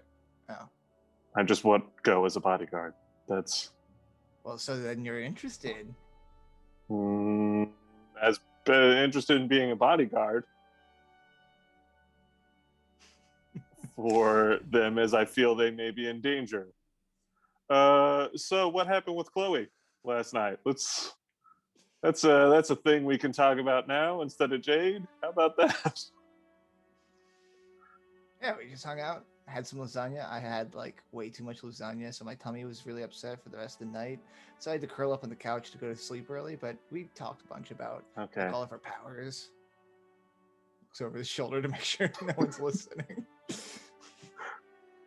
Mm-hmm. All right. Hey, so you were getting teased about the grown-up sleepover thing, right? Is that what that was? Yeah, it implies adult relations that you're like, no, that's for kids. We did grown-up stuff. What? Like, no, we didn't talk about like taxes or Okay. the finality of the universe. No, we just Uh, hung out. Talking about sex, Flint. Talking about sex. What, with Chloe? She's like my best friend. Mm-hmm. And you implied that there may have been things that went down. You guys have some really crazy jumps in logic. Mm-hmm. Yeah, it's the human condition. That's silly. You're not even human. No, you got me on that one. You're weird, Kevin. Anyway, they get to homeroom. Yep, and classes proceed about as normal. Yeah, I will. Go ahead. I was gonna say during the breaks and stuff, I think Sabrina would try to keep an eye. I think probably all of us will try and keep an eye on Jade, like make sure we are tracking them and like know where they are. Yeah, I think just like as a general plan, even if we haven't really talked about it, Flint is planning on just keeping a very close eye so that if a fight breaks out, he can try and, I don't know, intervene or try and see if he can find out what's going wrong. Yep, makes sense. And so between all of you, as you keep an eye on Jade throughout the morning classes and transitions, no fights break out or anything, or at least not super powered fights. There's, a slight kerfuffle as two people attempt to bring them bouquets of flowers at the same time to ask them to the spring fling. But, that quickly gets defused by Jade themselves as they're just like, oh, you're both so kind. I'm still considering, and, very easily, dismisses them without outright rejecting them. But as things continue on, you get to lunch, and much like before, this is when things seem to boil over, as in one corner of the lunchroom there are let me change the music. You hear trays clattering to the ground, chairs falling backwards, and people start shoving each other. And very quickly you start to hear, Jade's name being called out. And I was gonna ask them. Well, you waited too long. I'm doing it now. And it seems like two people who were intending to ask Jade at lunch are getting very into each other's faces about it, until one of them, as they shove the other person back, seemingly surprised at this happening, also emits a spray of some goo-like substance from their hand and more or less glues the person to the floor. It's kind of like getting them in like fire suppressant foam. And at first for a split second they seem confused and concerned by that, but then they turn and like seek out Jade in the cafeteria and Jade, and start trying to make their way to them, and other people try and be like, oh man, you need to calm down, and he's like shoving them to the side and spraying them with the goo stuff as well. Yeah, if he starts spraying more people, Flint is going to become a barrier between this character and any other kids in the school. Yep. So this is, gosh, I think technically we need to do the going into battle against a dangerous foe move here. Okay. But I will say at the top, you all have the added wrinkle of you can't exactly reveal yourselves to be superheroes who just happen to be in the lunchroom. So you're gonna have to get a little creative in handling this situation. But let's see. Flint's a big dude. He's confident that just like pretending to be a strong person is going to be enough to conceal his identity. Yeah. Oh gosh, I just looked at the team pool. Y'all have 7 from before. At some point, I'm going to have to clear that. Technically, I'm supposed to add 1 to it because the session started, so y'all have 8 team. Soon enough, that is going to disappear. So I'm sure it'll be fine. Yeah, y'all should be making ample use of your team. But when you enter battle against a dangerous foe's team, add 2 to the team pool. So you're at 10. Hooray! We need to decide who is the leader in this conflict. I want to say it's Flint. He's initiating. Yeah, unfortunately, I believe that is the case. Yep. So does Flint have influence over every teammate? Subrina, Chloe, and Kevin, yes. Okay, if you have influence over them, then add another team to the pool. Oh my That's god. 11. Guys, Flint has to be the team leader now. Remember, influence can easily come and go. Yeah. It's up to y'all to decide that. Does everyone have the same purpose in the fight? I want to say yes. Which is, I want to say that the purpose is twofold. It's to remove the danger, but also not reveal our secret identities. Yep. So, add another team to the pool. Does any team member mistrust the leader or the team? Okay, so we're clear on that one. And does the team feel ill-prepared or off balance? Probably, yeah. Considering we're all in our we're all in our civvies. Yeah, exactly. We're not really dressed for battle. Yep. So remove a team from the pool. I got you down to 11. That's still an absurd amount of team. And remind me about the function of team is that each other person on the team can add 1 to a roll. Yep, if you can feasibly narratively help out. Right. So feasibly, like all 3 of them could add 1 to my roll to give it a +3. Yep. Feasibly, if they were in a position to do so. Yep. Though I will say the maximum bonus a roll can get is +4. Okay. So So even if okay. So if you add a skill that's +2 or +3, you can only maximize that bonus to a +4. All right. Sounds good to me. All right. So we'll just call him Goo Boy for now, is starting to make his way to Jade, who is, probably in the middle of the cafeteria room and has started shoving some people to the side and gooed them up. Yeah. Flint, what are you doing? Flint is trying to stop them from gooing anybody else up, including Jade. Okay. Oh gosh, I'm trying to think if this is more. I think that looks like him just running in and giving him a big old bear hug.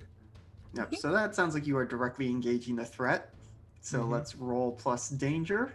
All right.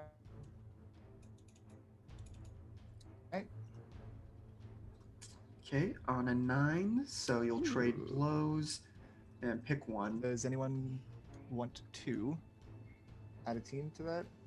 So that's a 10, which would give Yeah, me 10 2, right? is like goodness, right? Yeah. Yeah, that gives 10, me you get to 2. pick 2 from the list.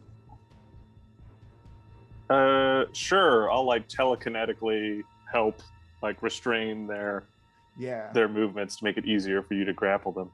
We're both going in for a grapple here, essentially, but you doing it telekinetically. Hmm. Actually, probably has the easiest time of concealing superpowers, unless there's some kind of tell when you start telekineticing. Oh.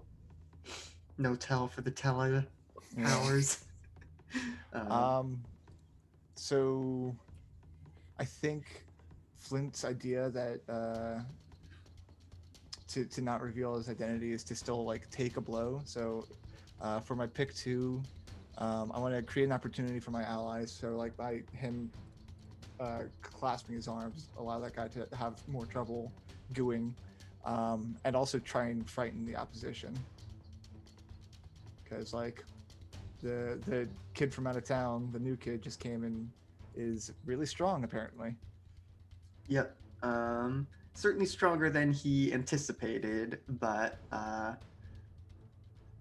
yeah. So certainly, Goo Boy is going to be thrown off balance for a moment, and you have certainly frightened him to the point where he kind of, starts flailing to try and get out of your grip, accidentally headbutts you, and starts gooing you up real good. And he seems to apparently be immune to his own goo. It's like it starts to solidify and harden on you. He just kind of slides through it. So you're not going to take a condition, but you are currently getting stuck in this semi-cocoon, and getting out of it without on your own is going to be quite the feat without revealing you have super strength. But All right. you have delayed him long enough for the others of your team to approach and possibly get into a better position of some sort. Corvid, what are you up to? Did Kevin move up already? No? Okay, I think Corvid or Subrina just says, cover me, and like ducks under the table, and she's gonna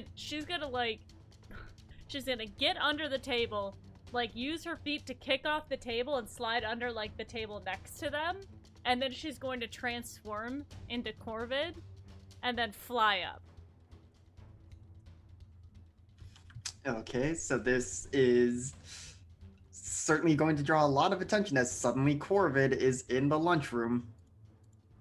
I'm going to assess the situation and see if there's anyone else that could be influencing this situation. Like, if Jade isn't the one giving people powers, is someone else really interested in this and like not as frightened, or they seemed like really confident in this situation? Like, can I assess that? Yeah. Okay. So to assess the situation, please roll plus superior. Yeah. That's an 8. Okay, so you get to ask one of the following questions and take +1 while acting on the answers. Okay. Oh, they don't have the what is being concealed here. No, different powered by the apocalypses. Yeah. Well, I know what that is. I guess what here is... No.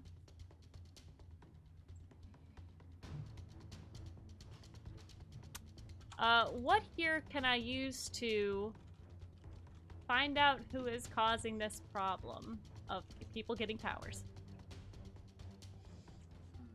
Give me an inch, I'll take a mile. Yep. Let me take a look, because you've got that move about alien tech, right? I do.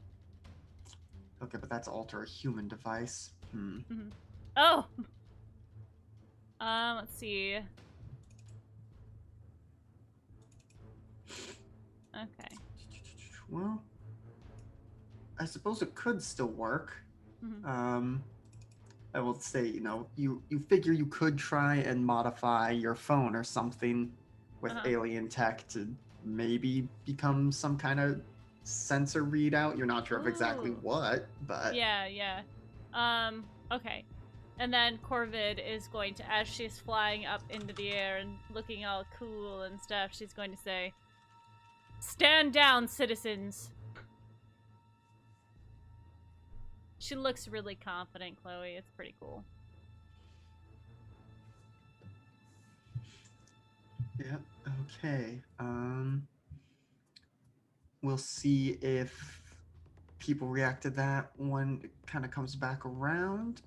Kevin or Chloe, do you have anything to do in this moment? Chloe would like to surreptitiously snake a vine out from under her pant leg, and just try and like grab that guy's leg, grab Goo Boy's leg, and like kind of trip him into his own goo, if possible. Okay. I think this is going to be more unleash your powers than any other roll, so please roll plus freak. Okay, she will do that. That's a 7. I don't remember what successes are in So this. 7 to 9 is a mixed success. Okay.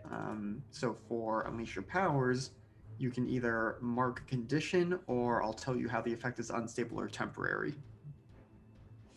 I've already got a condition marked. Let's go with the unstable or temporary effect. Okay. So, yeah, I think you get that vine out, you snake it around his ankle, and as he is moving away from Flint, he trip him up real good. He falls into a pile of the goo, and it seems to slow him down just a little bit, but he's certainly not getting stuck in it like it seems to be doing to other people. But he keeps getting tripped up by y'all, and most students are trying to flee the cafeteria at this point. Some, have their phones out and are recording it. Seems like Jade's contingent has, fallen into a pseudo bodyguard role and is trying to escort them out of the cafeteria, as they seem to be the center of attention for Goo Boy. Kevin, what are you gonna do? What are the? Is there any like metal around? Is there like the lunch tables? What do we got? Is there? Oh, yeah, I mean, there are lots of lunch tables, chairs. The school is fancy enough that they actually have like metal cutlery that y'all can make use of. I want something bigger, so like maybe a chair will do fine. Okay. I'm gonna grab a chair as everyone's running around, and I'm gonna go up as he's struggling in the goo and everything, and I'm gonna try and just kind of pin him with the chair and wrap the chair legs around his arms. Okay. I don't think anyone will be. It's not blowing my cover if giant metal Kevin can binge a chair. Yeah. So. All right. This does sound like directly engage a threat, though. So please roll plus danger. Oh, good old giant metal Kevin. Ooh. That's a 5, but you do all have a million team in the pool. We do have team. Let's all help him. Yeah. Let's all help him. Let's how much do can it we together. help? I mean, so with the 3 of you, you can only get it up to mixed success. So 3 of you helping is no different in this case than 2 of you helping. I'm just saying, you didn't already have +3 to that, right? I had a +1. Okay, so Only two people. Or no, Yeah. I guess theoretically all 3 could help. theoretically. Yeah. Well, I'm kind of in a cocoon right now, but Subrina like, will help. I mean, like, is it stiff? Because if it's gooey, then you could still like reach out and grab him, yeah, all covered in goo, like and if now he's in a goo hug. if he's been tripped up enough by Subrina and now like Kevin's getting in the way. Flint's just fighting against the goo and like reaching out and getting a firm grip on this guy's leg. Yeah, so probably as he starts to stand back up, you're very slowly and jerkily moving against the goo, but you manage to get a hold on his ankle, and again, not entirely betraying your super strength, but certainly stronger than most people would expect. You're able to keep one leg down on the ground as he tries to stand back up. Does Subrina know this person's name? Subrina knows everyone. Probably fantasy name generators. This is probably taking far longer for me to come up with a name, but I am terrible at just coming up with John names. Gooman. His name is Chet. Chet. Chet. Okay. That's a great name. It is Chet. Yep. All right. Chetcha betcha. So Subrina, this is my helping. Subrina will say, "Chet, you must stand down." Okay. To try it, like, oh, a superhero said my name. Yeah. Ooh. They know me. We're best friends. See. Yeah. So the both of us helping gets that to a 7 for Kevin's I'm just trying to think if I want to have Subrina also roll to provoke someone, or if that's not quite in the spirit of things with helping out and using team. Gosh. If we need somebody to help out, it could just be Chloe grabbing him with a vine again. Yeah. Yeah, just the using team from the pool doesn't give a whole lot of guidance, which is part of the fun of it. Yeah, it's basically just you help somehow. Yeah. Yeah. I'm also just trying to give y'all more opportunities for rolls that could go wrong, because remember, if you fail a roll, that's when you get experience. Of course. Mhm. That's true, and I've got a really dumb idea for my next move anyway, so. Oh boy. All right. So yeah, we'll say this only cost you one team, but between Subrina saying that and Chloe shooting out another vine, it's enough to get Chet to pause long enough that Kevin is able to wrap one of the legs around. So Kevin, you now get to pick one from the list on directly engage a threat. Okay, let's see. Direct engagement. Got to open it.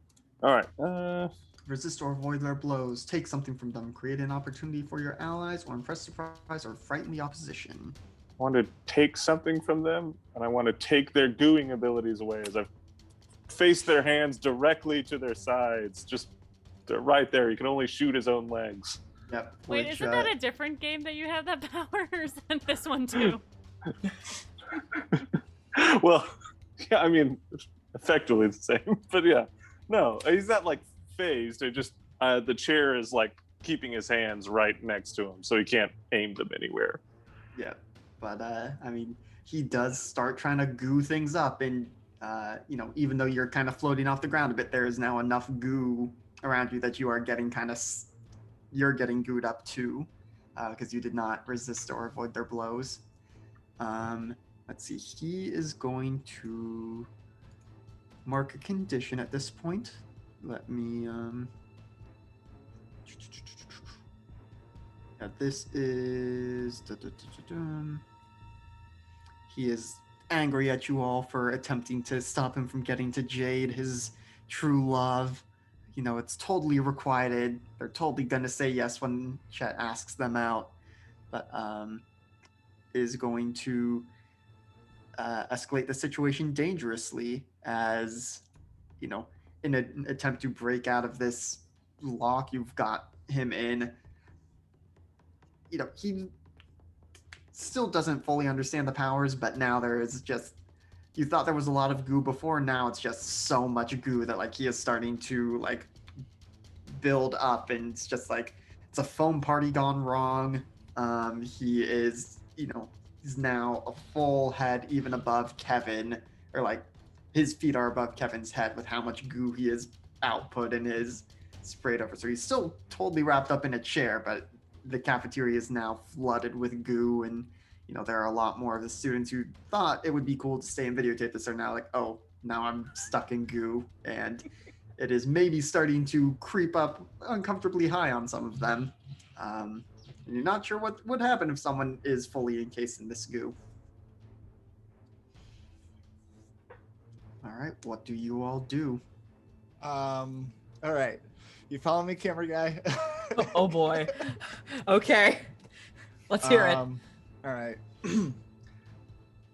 I want to try and provoke this guy into stopping to fight by going, no, you can't ask Jade out because Jade's my true love and I'm gonna ask them out.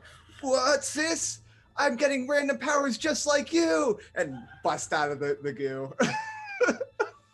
Oh, I wish there was a performance roll, but I can at the very least make you roll to provoke someone. So roll plus superior as you try and get Chet to turn and face you.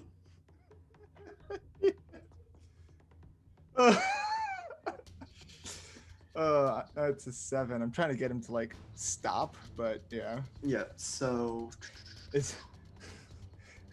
I mean, if all of you help, that could be a 10, which makes them what's on a it? 10 plus, they rise to the bait and do what you want.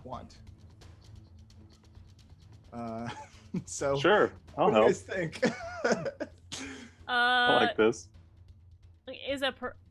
Can I do a performance? Just up in the air. Well, we all have to like react with like a gasp. Anime Like, reaction. I'm wearing a mask. All you can see are the eyes go slightly wider with the brightness like enhancing. Chloe sells it. She goes like, Flint, you're gonna go to the dance with me. All right, dear. how is Kevin helping in this moment? I was gonna make him like float and sort of like telekinetically like ripple the air around you. Yeah. Those are his I've got powers so many now. powers Whoa. now.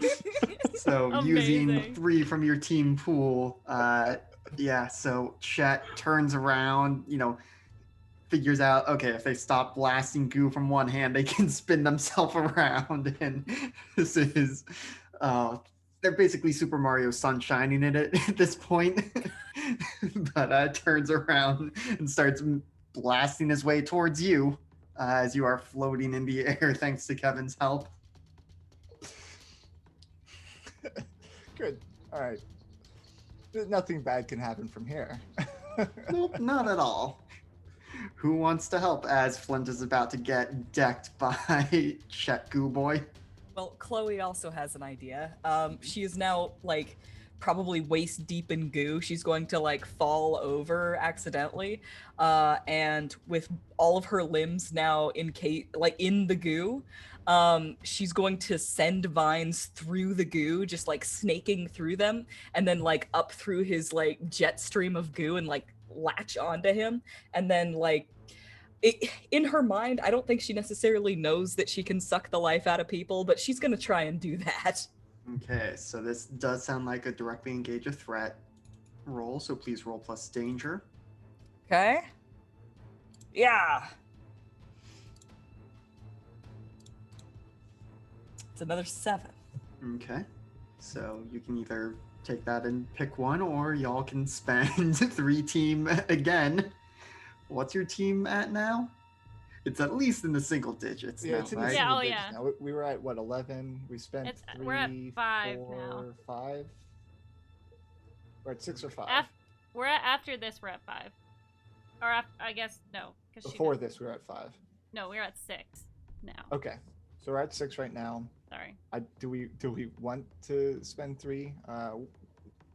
What are you trying to do?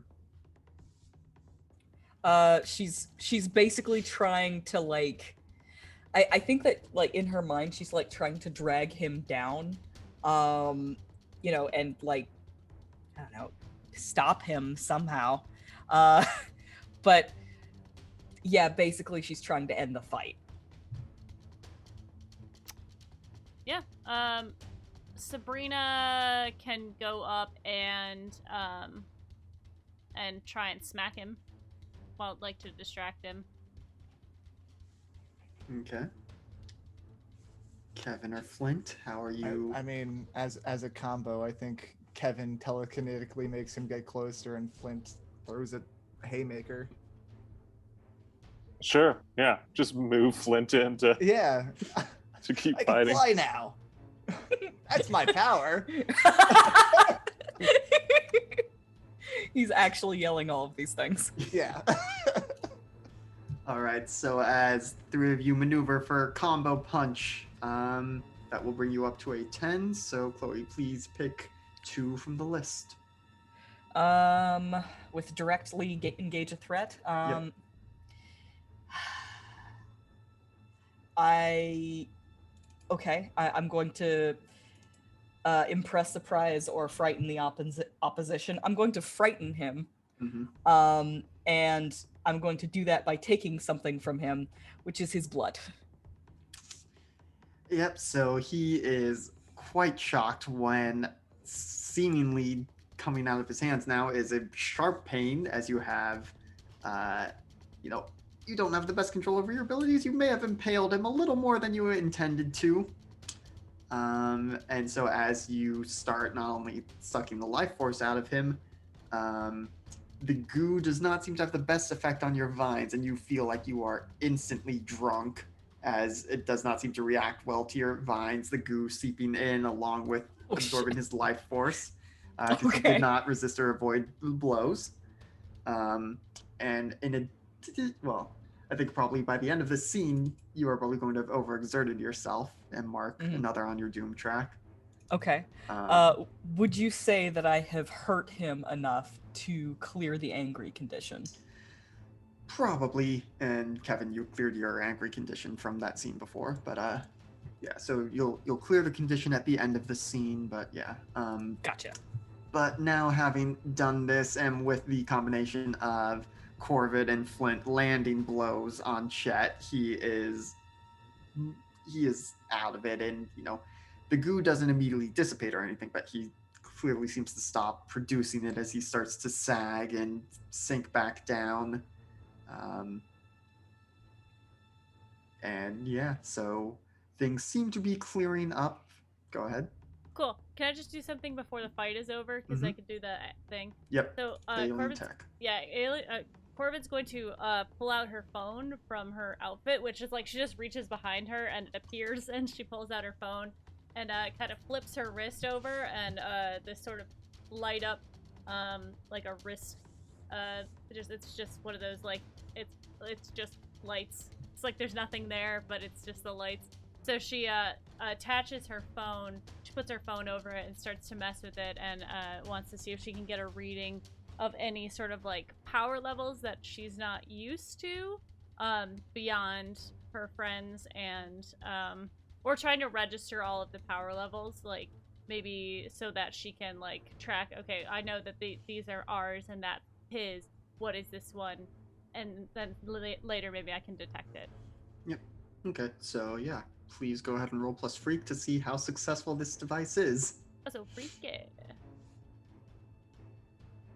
That's a 10! Okay. Woo!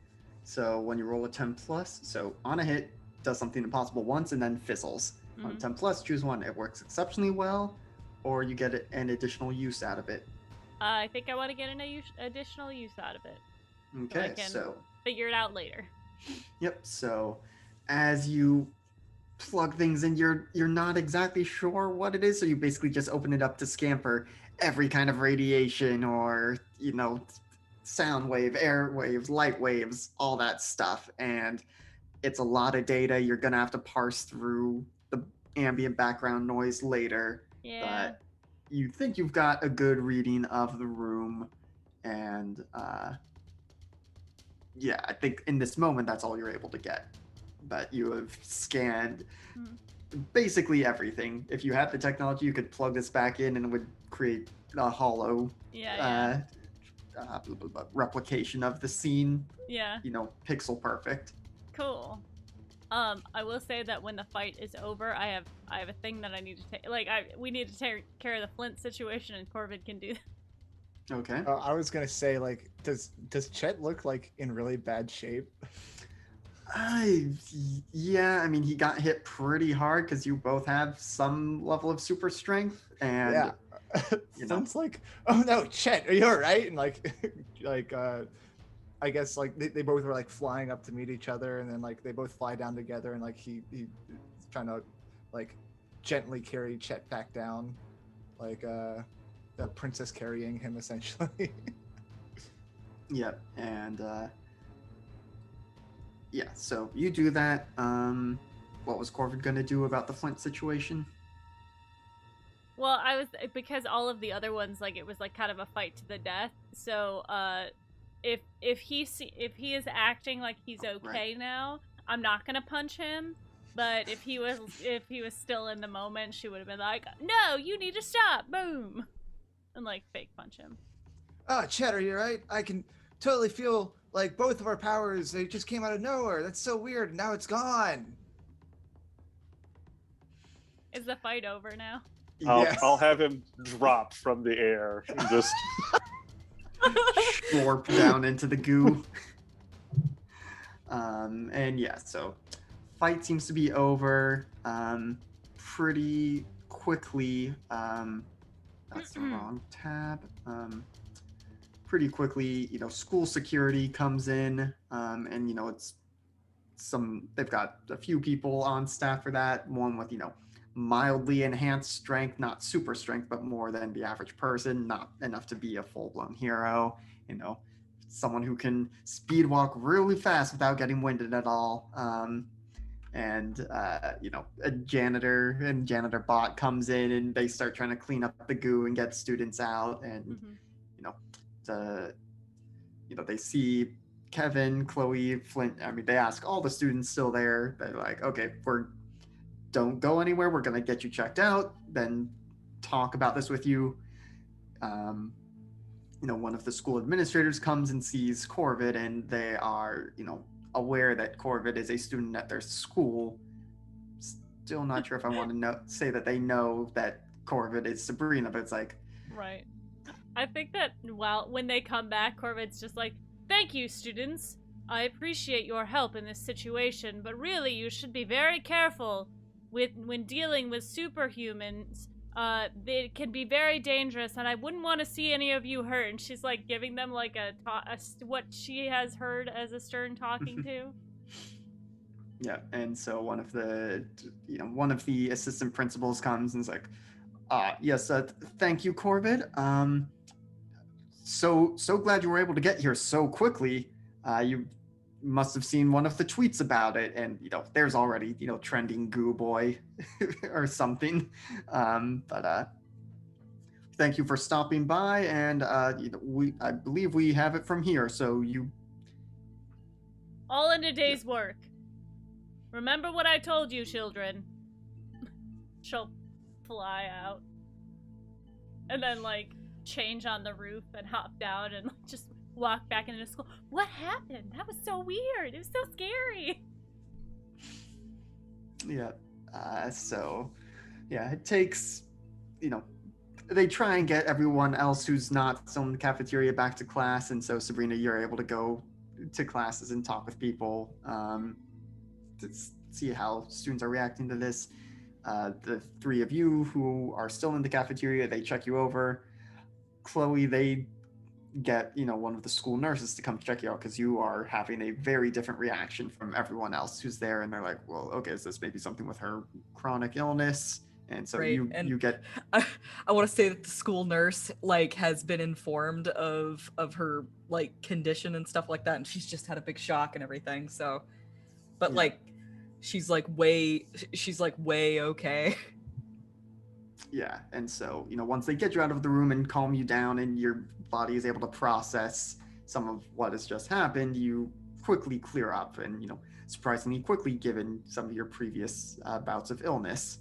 But the nurse can't find anything wrong with you, and so eventually sends you back to class.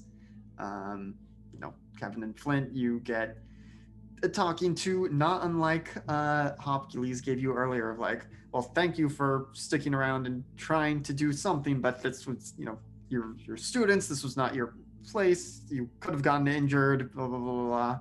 And so going back and forth between, thanks for keeping it from getting out of hand, but also you shouldn't have done that.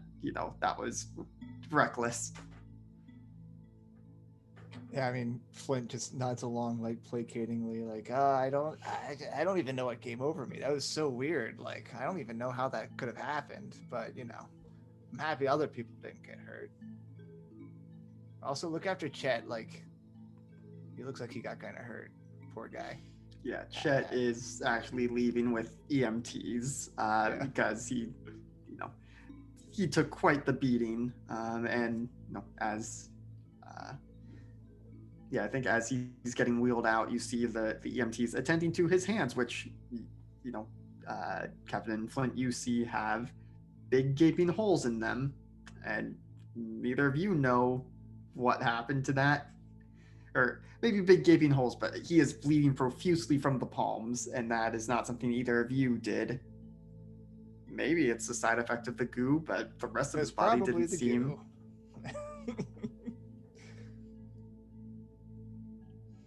But yeah, eventually things wind down enough. Captain and Flint, you probably, and Chloe too, even you probably get back for the very end of your last classes of the day. Subrina, it's all anyone can talk about. The teachers eventually give up on trying to have their lessons and just let people talk about it. I'm just waiting. Yeah, I'm waiting till the end of the day so I can get back to the Kirby craft to analyze the data. And by analyze the data, I mean let the ship do it for me. Yep. Easy enough to do. I think you even call the Kirby craft to have it waiting for you on the roof of the school when things let out. So I think we can go ahead and cut to the end of the school day. Let me put the happy music back on. I'll text the group and say, Kirby craft is on the roof if you guys want to take a ride.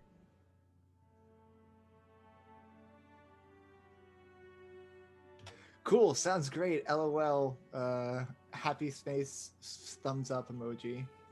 It's a very tenuous grasp of how to text people. Star heart, star heart. Yeah, there we go. Chloe just types BRT, which is be right there. And she makes all of the excuses that she has to in order to get out of the nurse's office. Yeah. She's trying to get you to stay there and make sure you drink enough juice and stuff. But again, your blood pressure is normal. Your temperature is fine. Seems very confused that you were very briefly acting super drunk, but there's also, had a breathalyzer and you were clean on that. So I'm sorry, but I can't help but imagine this nurse has like the thick northern accent, just like, oh yeah, you just you weren't looking too hot there, but you're looking fine now. So well, you just you come back if you start feeling lightheaded. I don't think I can keep up that voice. You did it. Oh yeah, you got him to do it. I have a very limited range of accents, and very few of them would be appropriate in this setting. That's fair. Well, you just come on back if you start feeling lightheaded, okay? Basically. And so, in short enough order, you're all able to make it to the roof. I will say you didn't really see Jade the rest of the day. You eventually hear whispers that they were asked to go to the office because, again, this is, at least the fourth incident this week of things just getting completely out of hand with Jade being involved. And so they're really trying to figure out what's going on there. But you're all able to make it to the roof and meet back up. Hey guys, that went really well. I think. Did it?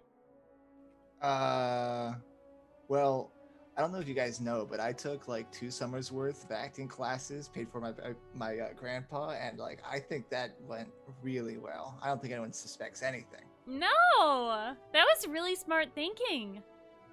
I have an idea every now and then.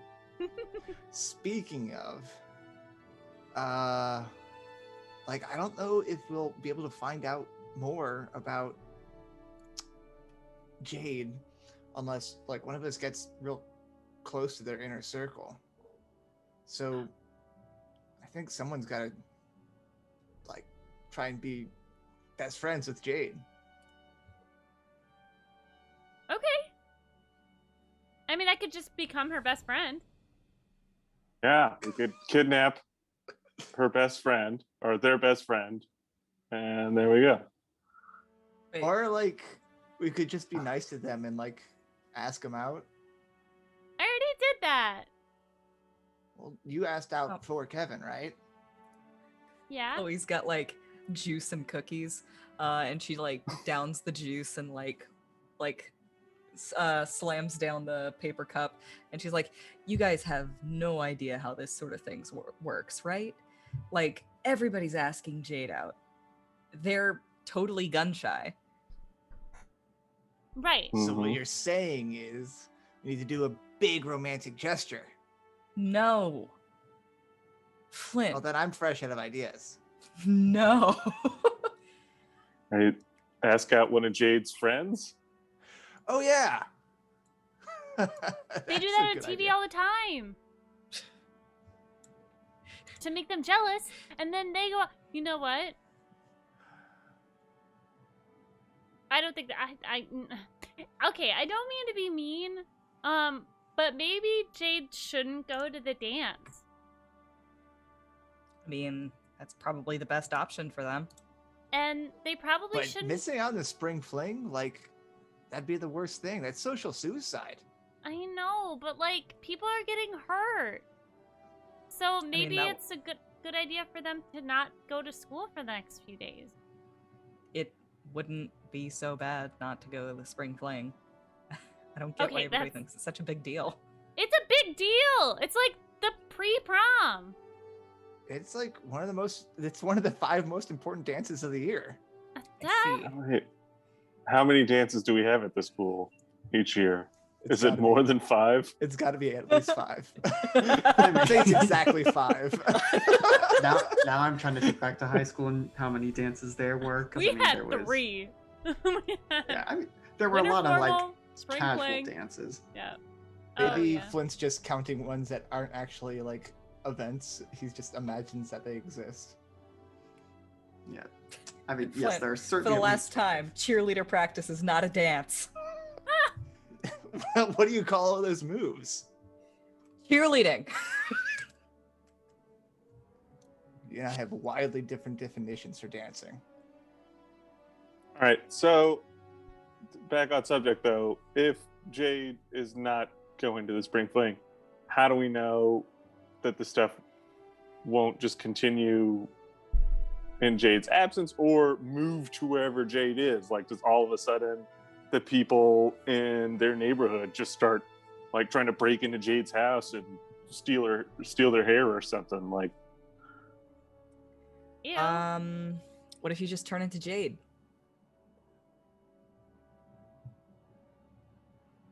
I could just, oh my god, I could just turn into Jade.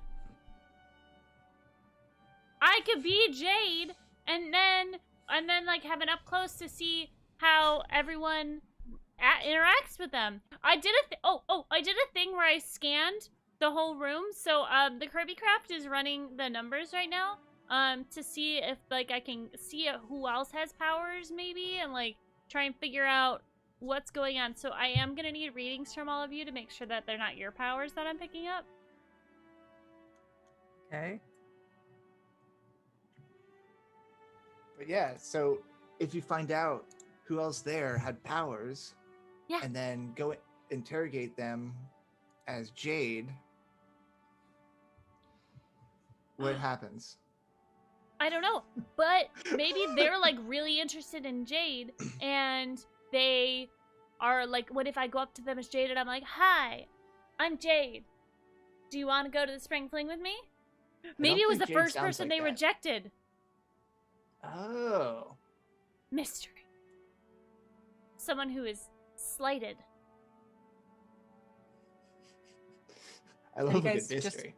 Have you guys just tried asking Jade what's going on? Yes. They didn't know. They don't know. Okay. Were they lying? Intrigue. I don't think so. But maybe. Hey, I read a mystery book once. I know what this is about. Oh, maybe I should go talk to her as Corvid. That way it's kind of like a little bit more like official. Maybe. Corvid was there. Mm-hmm. Well, I mean, that would be a good way to get Jade out of the picture. Like, if Corvid told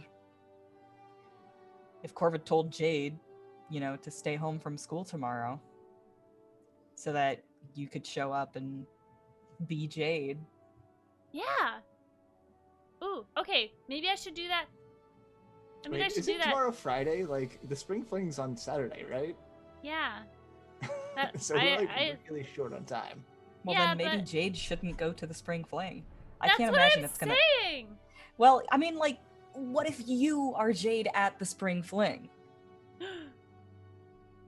Then nobody goes looking for them, and then You It's- could go as Jade with Kevin, because that's what we said we were gonna do.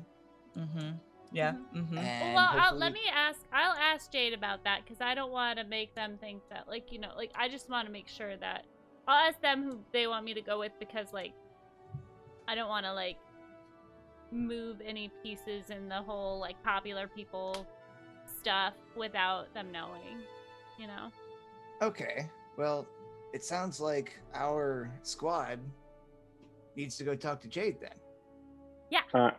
Here, I do have. I think we have two parts of a plan that could make a good one. What if? Two half-baked plans. That's practically raw. What if we have Jade stay home tomorrow, Friday? Right. We'll see if there's any more incidents at school. We'll have to split up. People have to stay and watch Jade. If there's incidences around Jade there, we'll know it's isolated to Jade. If it's not, we do the school dance thing where Subrina goes as Jade. For one Okay. night, I get to be the most popular person in school. Aren't you already like the most popular person in school? I mean, not in the popular standings. I mean, I know a lot of people, and a lot of people are my friends, but there's the people who are popular, and then there's the popular people. I could stay with Jade. I have to call in sick all the time, so it wouldn't be suspicious. Well, we also have to take you to the Yeah. paladins to get your powers checked out. That's Oh, happening no. today. They might not check off on it, right? Because then it could make it look like this was all an elaborate ruse so you could get close to Jade and you have gotten your powers for this reason. That's fair. I mean, if they check off on it, I'm fine. Okay. All right. Well, first things first. Let's figure out this whole power situation. Yeah. But it Let's. sounds like a good plan, right?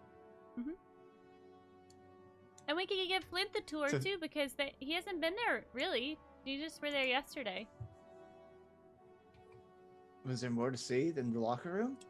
Yeah, there's, a full, battle place, and there's, you could train there, and there's, How could they fit a train in a building? It's like a skyscraper, Flint. There's a bunch of rooms. But trains are so long, you'd have to stand it up tall. That doesn't work at all. Aww. All right, let's move the scene forward. Ugh, He's so cute. So pleased with himself, too. so dumb. All right. Oh gosh, trying to think what we have time to do before the end of the session. What scenes, if any, could we get done? I mean, we could keep going. You know us. I mean, I would think the natural thing to do would be to talk to Jade before we go do training, because then training might take too long and we might not be able to talk to Jade. Right, and I think we've got a rebellious hair about us that we're like, oh, we can take Chloe to go get her powers checked out later. I think the Jade thing is more important. Yeah, so I think what we'll say is this is as you all are, breaking from gardening club and going back out. That's also at about the same time that Jade is leaving the principal's office, and so you actually run into them in the hallway.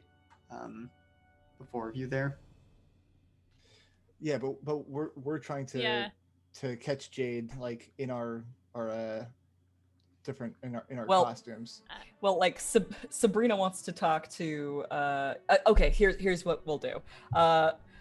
Chloe, like I think that we all stop in the hallway, and Chloe kind of like motions to the rest of you to go get into your costumes, and then like runs up to talk to Jade, like, "Hey," and then realizes, "Oh shit, I'm talking to another person now." Yeah. Quick change. But yeah, as the three of you go away to quick change, Jade does see the three of you wander off and sees Chloe coming up, and it's like, "Oh, hey, you're sorry, is it Claire?" It's that's fine. No, I mean, what's your name? I'm sorry, I don't know it. It's okay. Chloe. Chloe. Got it. Chloe Gartner. Right. Okay. Got it. Chloe. What's up? It's been a long day, but Sorry, I just I wanted to check on you. That was pretty scary today. yeah, that was. It has been a week. I can imagine. I mean, obviously I have to imagine because that's not the situation I'm in. It's the situation that you're in. Sorry. How long does it take us to change? This poor girl is struggling. She's got anxiety. Someone help her. Some of you longer than others, but Because all Flint does is put on his domino mask and then change into a wolf. Same clothes and everything. yeah, but oh, Well, I don't know what it That's went to fine. unmute and It's excellent. fine. All right. Yep. okay. Yeah. So right before you all, burst back out in your costumes, or at this point, Jade has started walking to the school exit entrance, and hasn't been like, okay, bye, but so you're walking and talking as this goes, and Jade actually says, Chloe, "Oh, that was Kevin you were just with, right? You know him?" I do. Yeah. Sabrina we've got- hears this and just stops everyone. Like, wait, just wait. We've got physics together. Okay. Yeah, it's just there was. Yeah, I guess that was also Subrina with you, but she had suggested I'd go to the spring fling with Kevin because he obviously has powers, and I mean I saw the video. He did great job trying to help against Chet earlier, and Sure. I mean, do you even want to go to the spring fling? yes, I know the responsible thing to do would be to not go, but we still haven't figured this whatever's going on out, and I mean we're talking with the paladins, and they're still trying to figure it out too, but it does seem like maybe having someone like Kevin around would be a good idea, at Well, least until I things mean- blow over. He's a good guy. Big, metal, smart. What more could you ask for, right? That's right. that was a cheesy joke. It has been a day. Yeah. Well, But- sorry about that. I just wanted to check on you. Chloe says, noticing that everybody else is arriving. Sabrina just smacks Kevin. It's like, it's happening. It's happening. But as soon as Chloe turns and looks behind, fucking Jade, and sees us, it's like, floats up. Well, Jade. Oh, It was nice seeing you, Jade. Okay, bye. Can you get me Kevin's number? Okay, bye. Corvid, what can I, and, Chrysalis, and,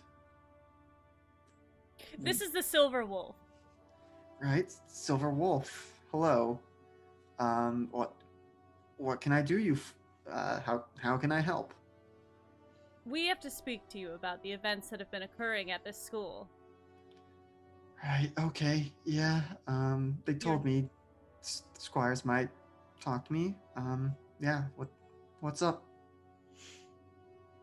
You're not in trouble. We know that this is not your fault.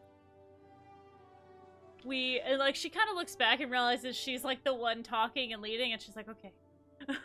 We have questions for you. Would you mind stepping into this calculus classroom with us? Oh, okay, sure. Yeah, no. They are just so tired from things today, and just like, okay, let's, normally people would be excited to be able to talk with superheroes, but they are just completely pooped. We understand that it has been please sit. We understand that it has been a long day and a long week for you, and we appreciate that. We feel to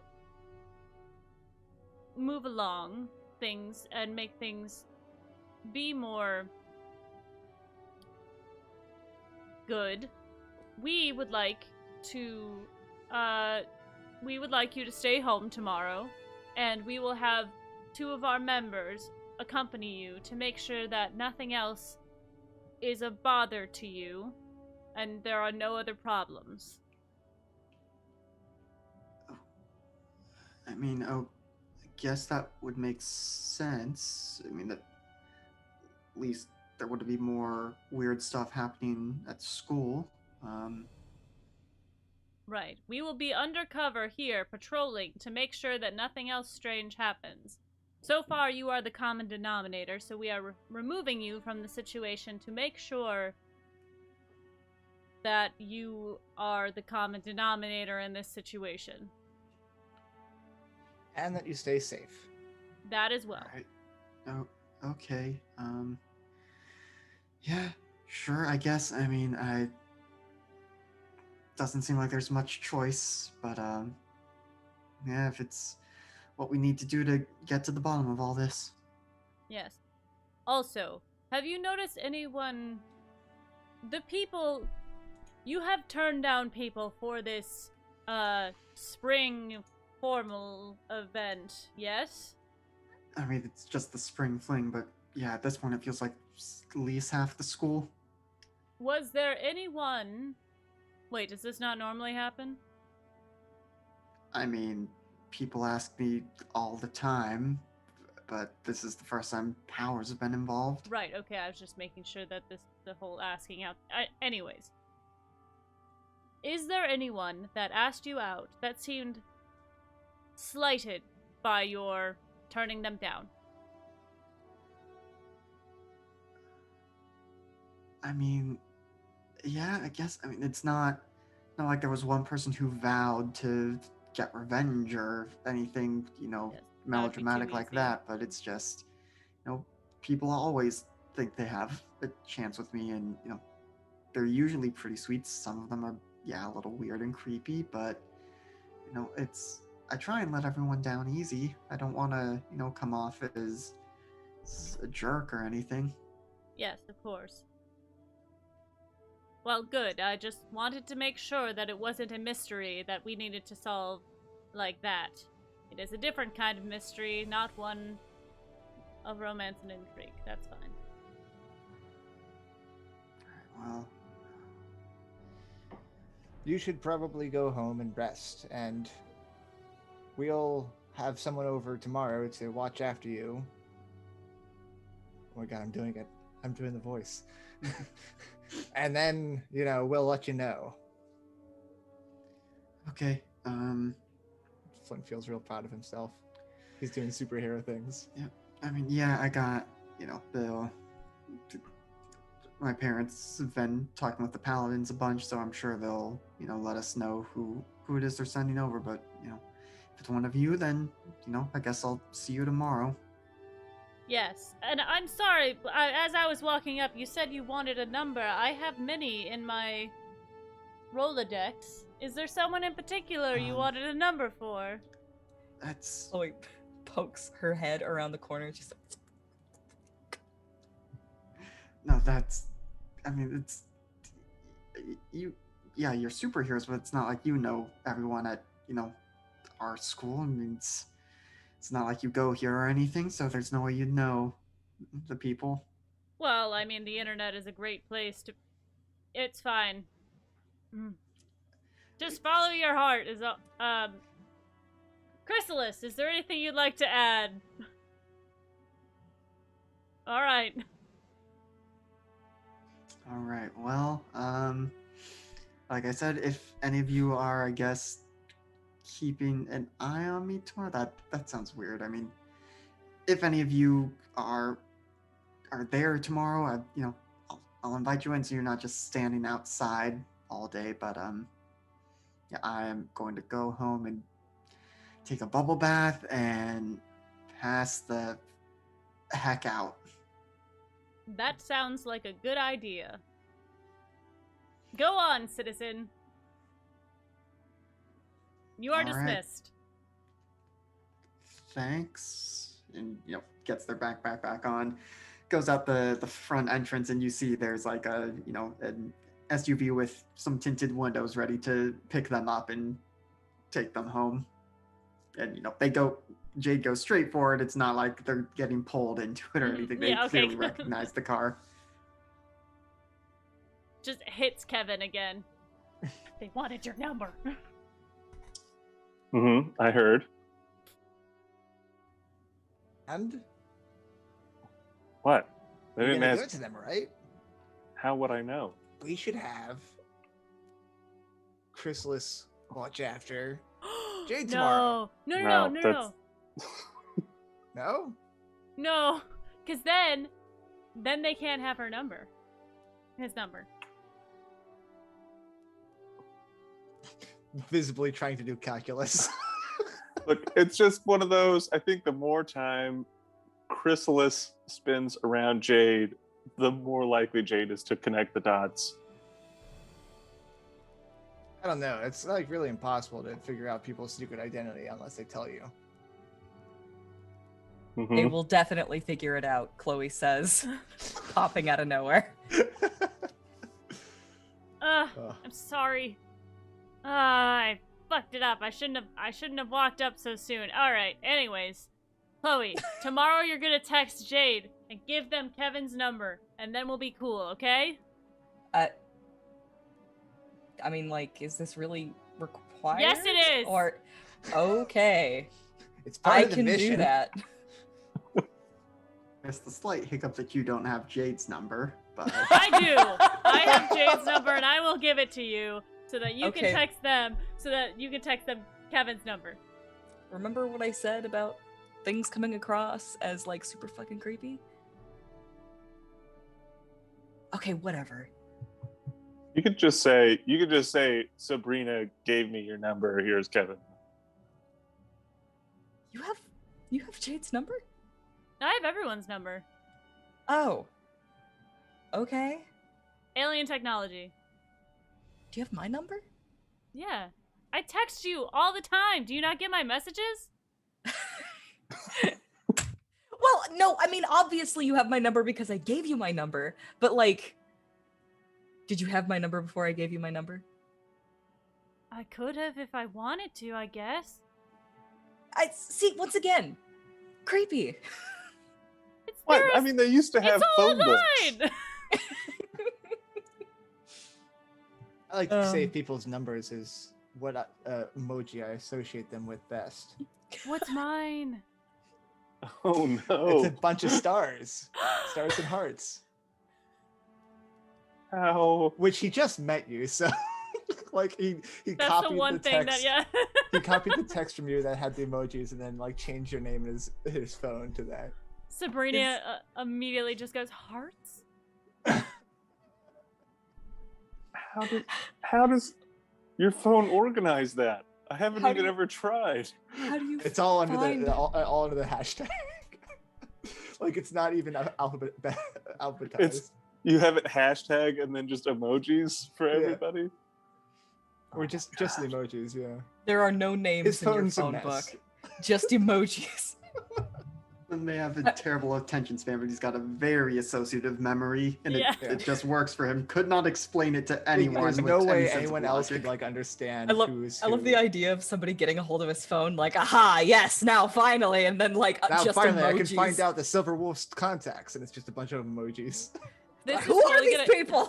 This is totally gonna come up later when like when Silver Wolf goes missing or something, and we go on his phone. We're like, who the fuck are these people? I love it. All right. That's probably a good place for us to end tonight's session. So you have the plan to have some people watch Jade, and you'll get in. We'll probably pick up with taking Chloe to the Paladins next time. Go over the plan to like, hey, we're gonna have Jade stay home and have people watch over her. We'll get that all sorted. Let me make a note of that so that I know that's what we're doing.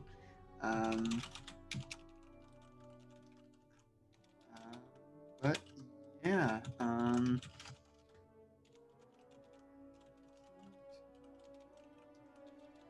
If I could type, my notes would be so much better.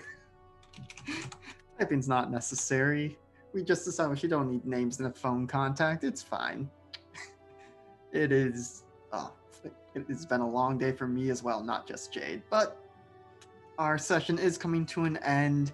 We'll do our stars and wishes before we go. But briefly before that, anyone have things they would like to plug?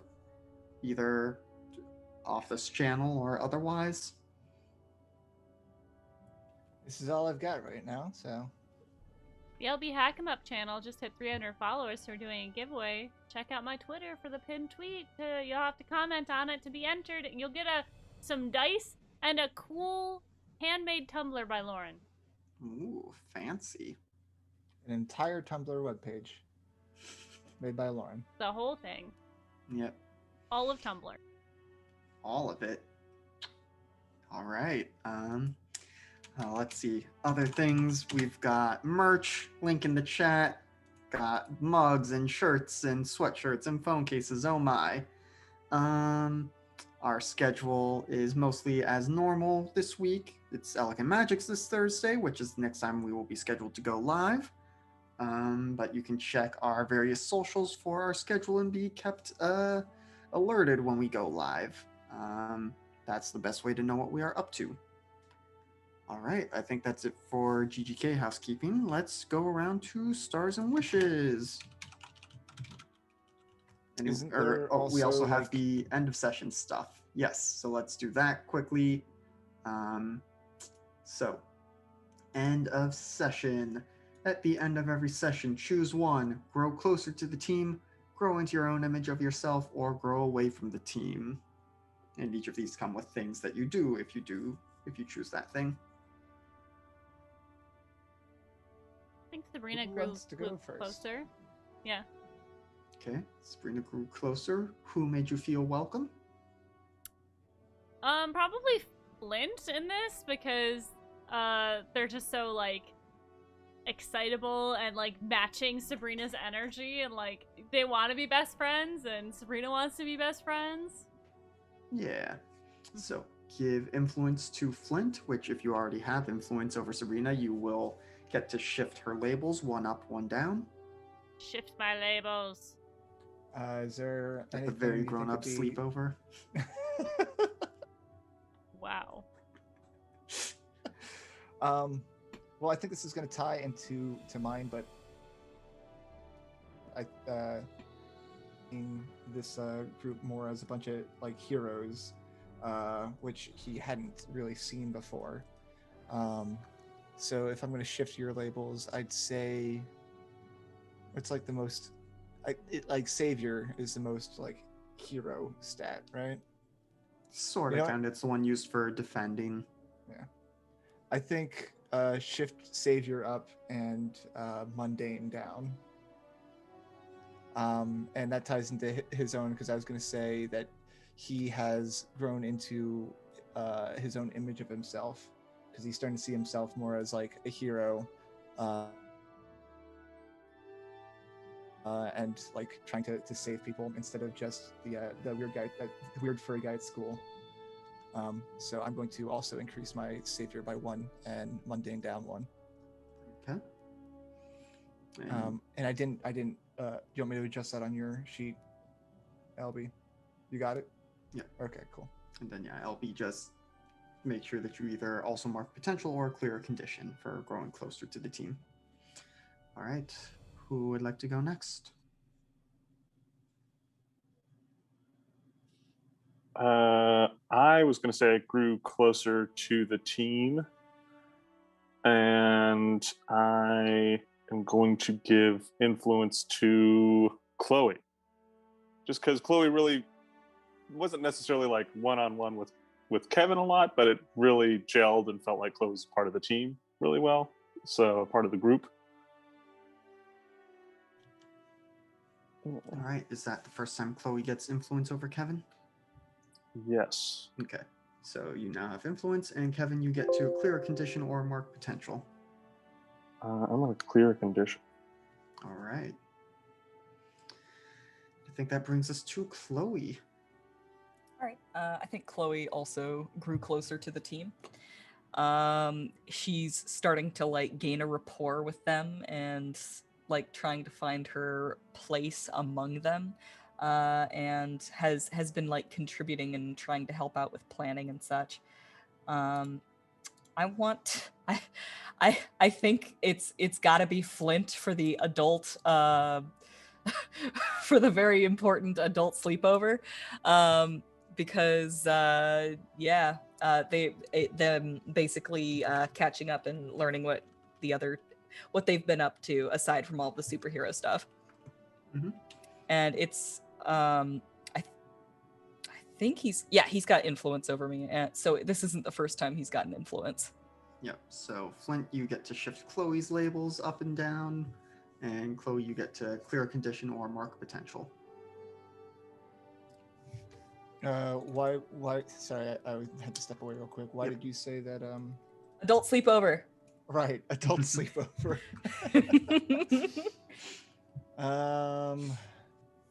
Well, you know what? I'm just gonna do the same thing that I've done to the three of us. Savior up and mundane down.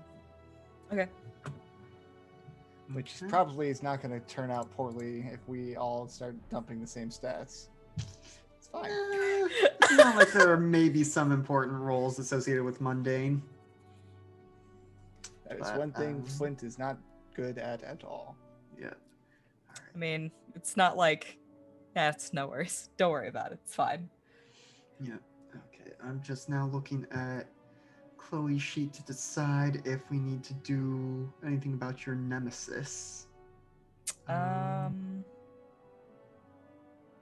It sort of kind of came into play, but I think it's still ramping up, so I don't know if we need to start doing your end of session stuff with it yet.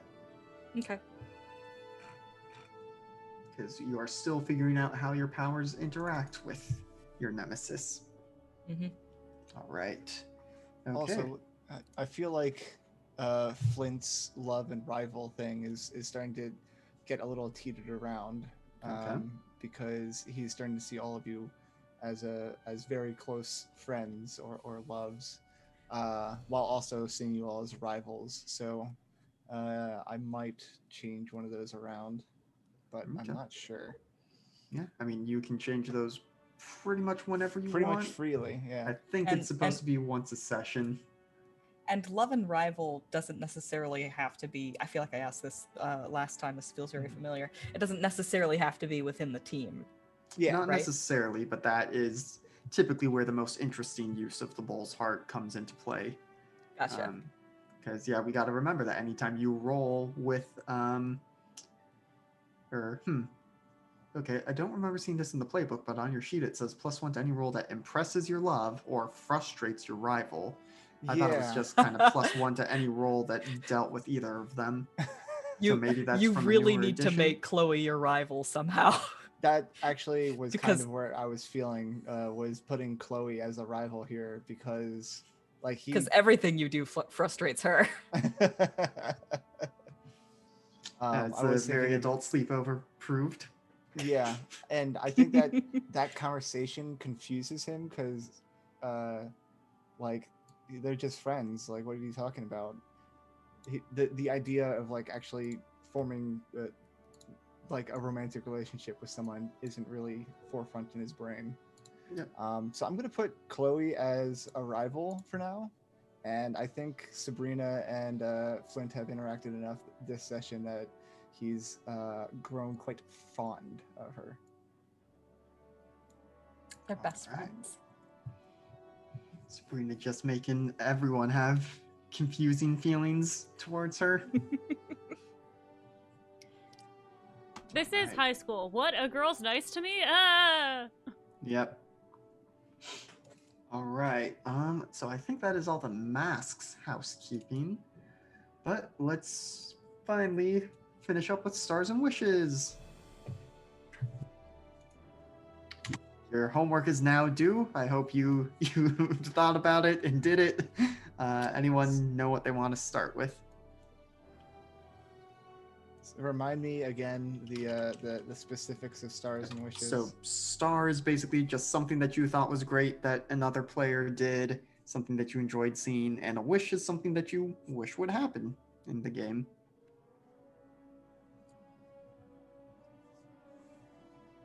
I can go. Go for it. Okay. My wish is that Flint and Subrina go off on their own mission together because that is going to be the most funny thing I've ever seen. Just the two positive forces. I mean, even the opposite too with Chrysalis and Chloe. Just having those interactions is just going to be amazing. I really want that to happen next time, but not next time, but in general. I mean, next time we're gonna split the party. So that's true, but if because We'll see how Chloe's that gonna goes. definitely go. Yeah. Anyways, yeah. So that is my wish. My star is I guess how you guys handled the. I mean, I guess this is kind of a cop out, but how like all of the people who do have secret identities. I mean, like, and can't just shapeshift, handled Mhm. like hiding their powers, because that's always really difficult to do. So I really like that. I like how, especially how Danae. Well, okay, I can't say that, but I did really like how Danae did the vines under the goo. I like how Flint was like, I have powers now, and Kevin was just like, I'm kind of strong. Ooh. Yeah, So definitely. I liked all that. For sure. I think like since Danae's role in the first session was a lot more subdued, now that she's been like her character's really been drawn in, I've really been enjoying her role playing as Chloe and like being that awkward teenager that's also trying to explain to you guys what that stuff is wrong. It's really enjoyable. And then for a wish, I think that you guys, your characters bringing up like, it's an adult sleepover, you know, has put some questions into Flint's head. So I think he needs to get his first kiss sometime soon.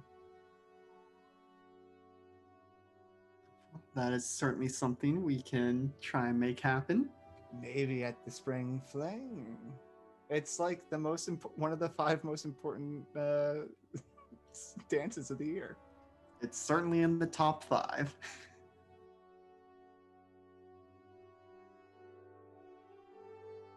All right. Who would like to go next?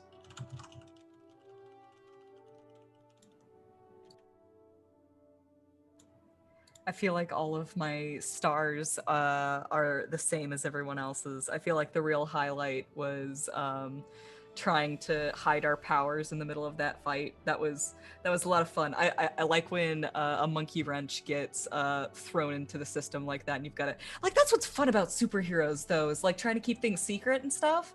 Like, yeah, I enjoyed that a lot. I enjoy the the like trying to navigate high school while also hiding your powers dynamic. That's a lot of fun.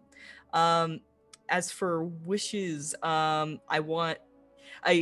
once again I feel like I'm stealing somebody else's. I want interaction between Kevin and Chloe, because they're the only people who like don't have like an established rapport, and I feel like there's a lot of potential for like a really close friendship there. Like, oh my gosh, we're the only sane people in this group.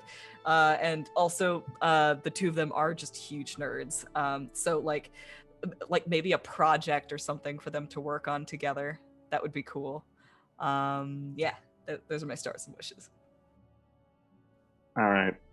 I think my star was everything that formed from the adult sleepover. That was just hilarious. It was hilarious, the like 2 break-off conversations about the adult sleepover afterwards.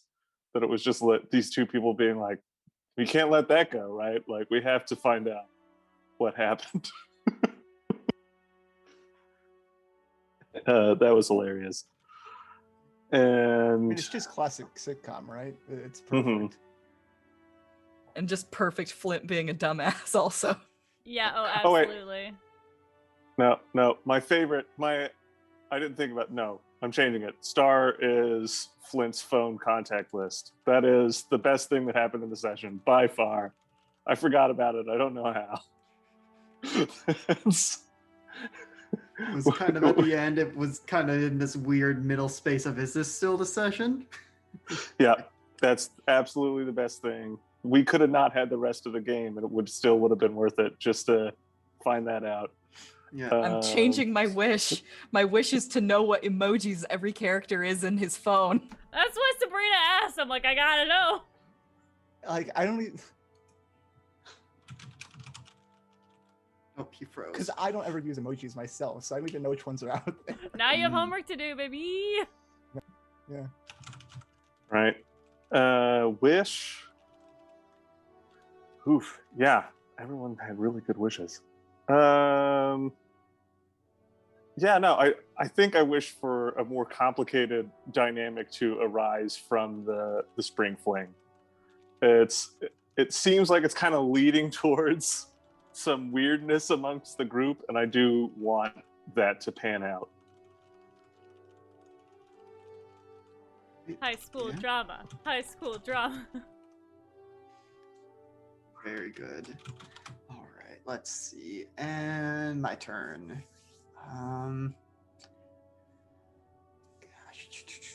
Let's see. Stars. I think, yeah, having Chloe come in and be a very assertive voice of reason, because Kevin is, a sane voice of reason, but seems to very much be like, yeah, there's just, what can you do? And just goes along with it. And Chloe's like, y'all realize how creepy you're being, and like, no, you can't do that. So Chloe being the voice of reason. And then for my wish is to see more of how y'all are gonna deal with the shadow as it keeps showing up, which has a name in my notes, but I'm not telling you what it is yet. For now, it's just the shadow. And also, Mini Star was seeing Albie's reaction when I did the lean-in whisper thing. Just you reacted far more strongly to that than I expected. I didn't have the camera up, so I just heard it in my ears, and I was like, no.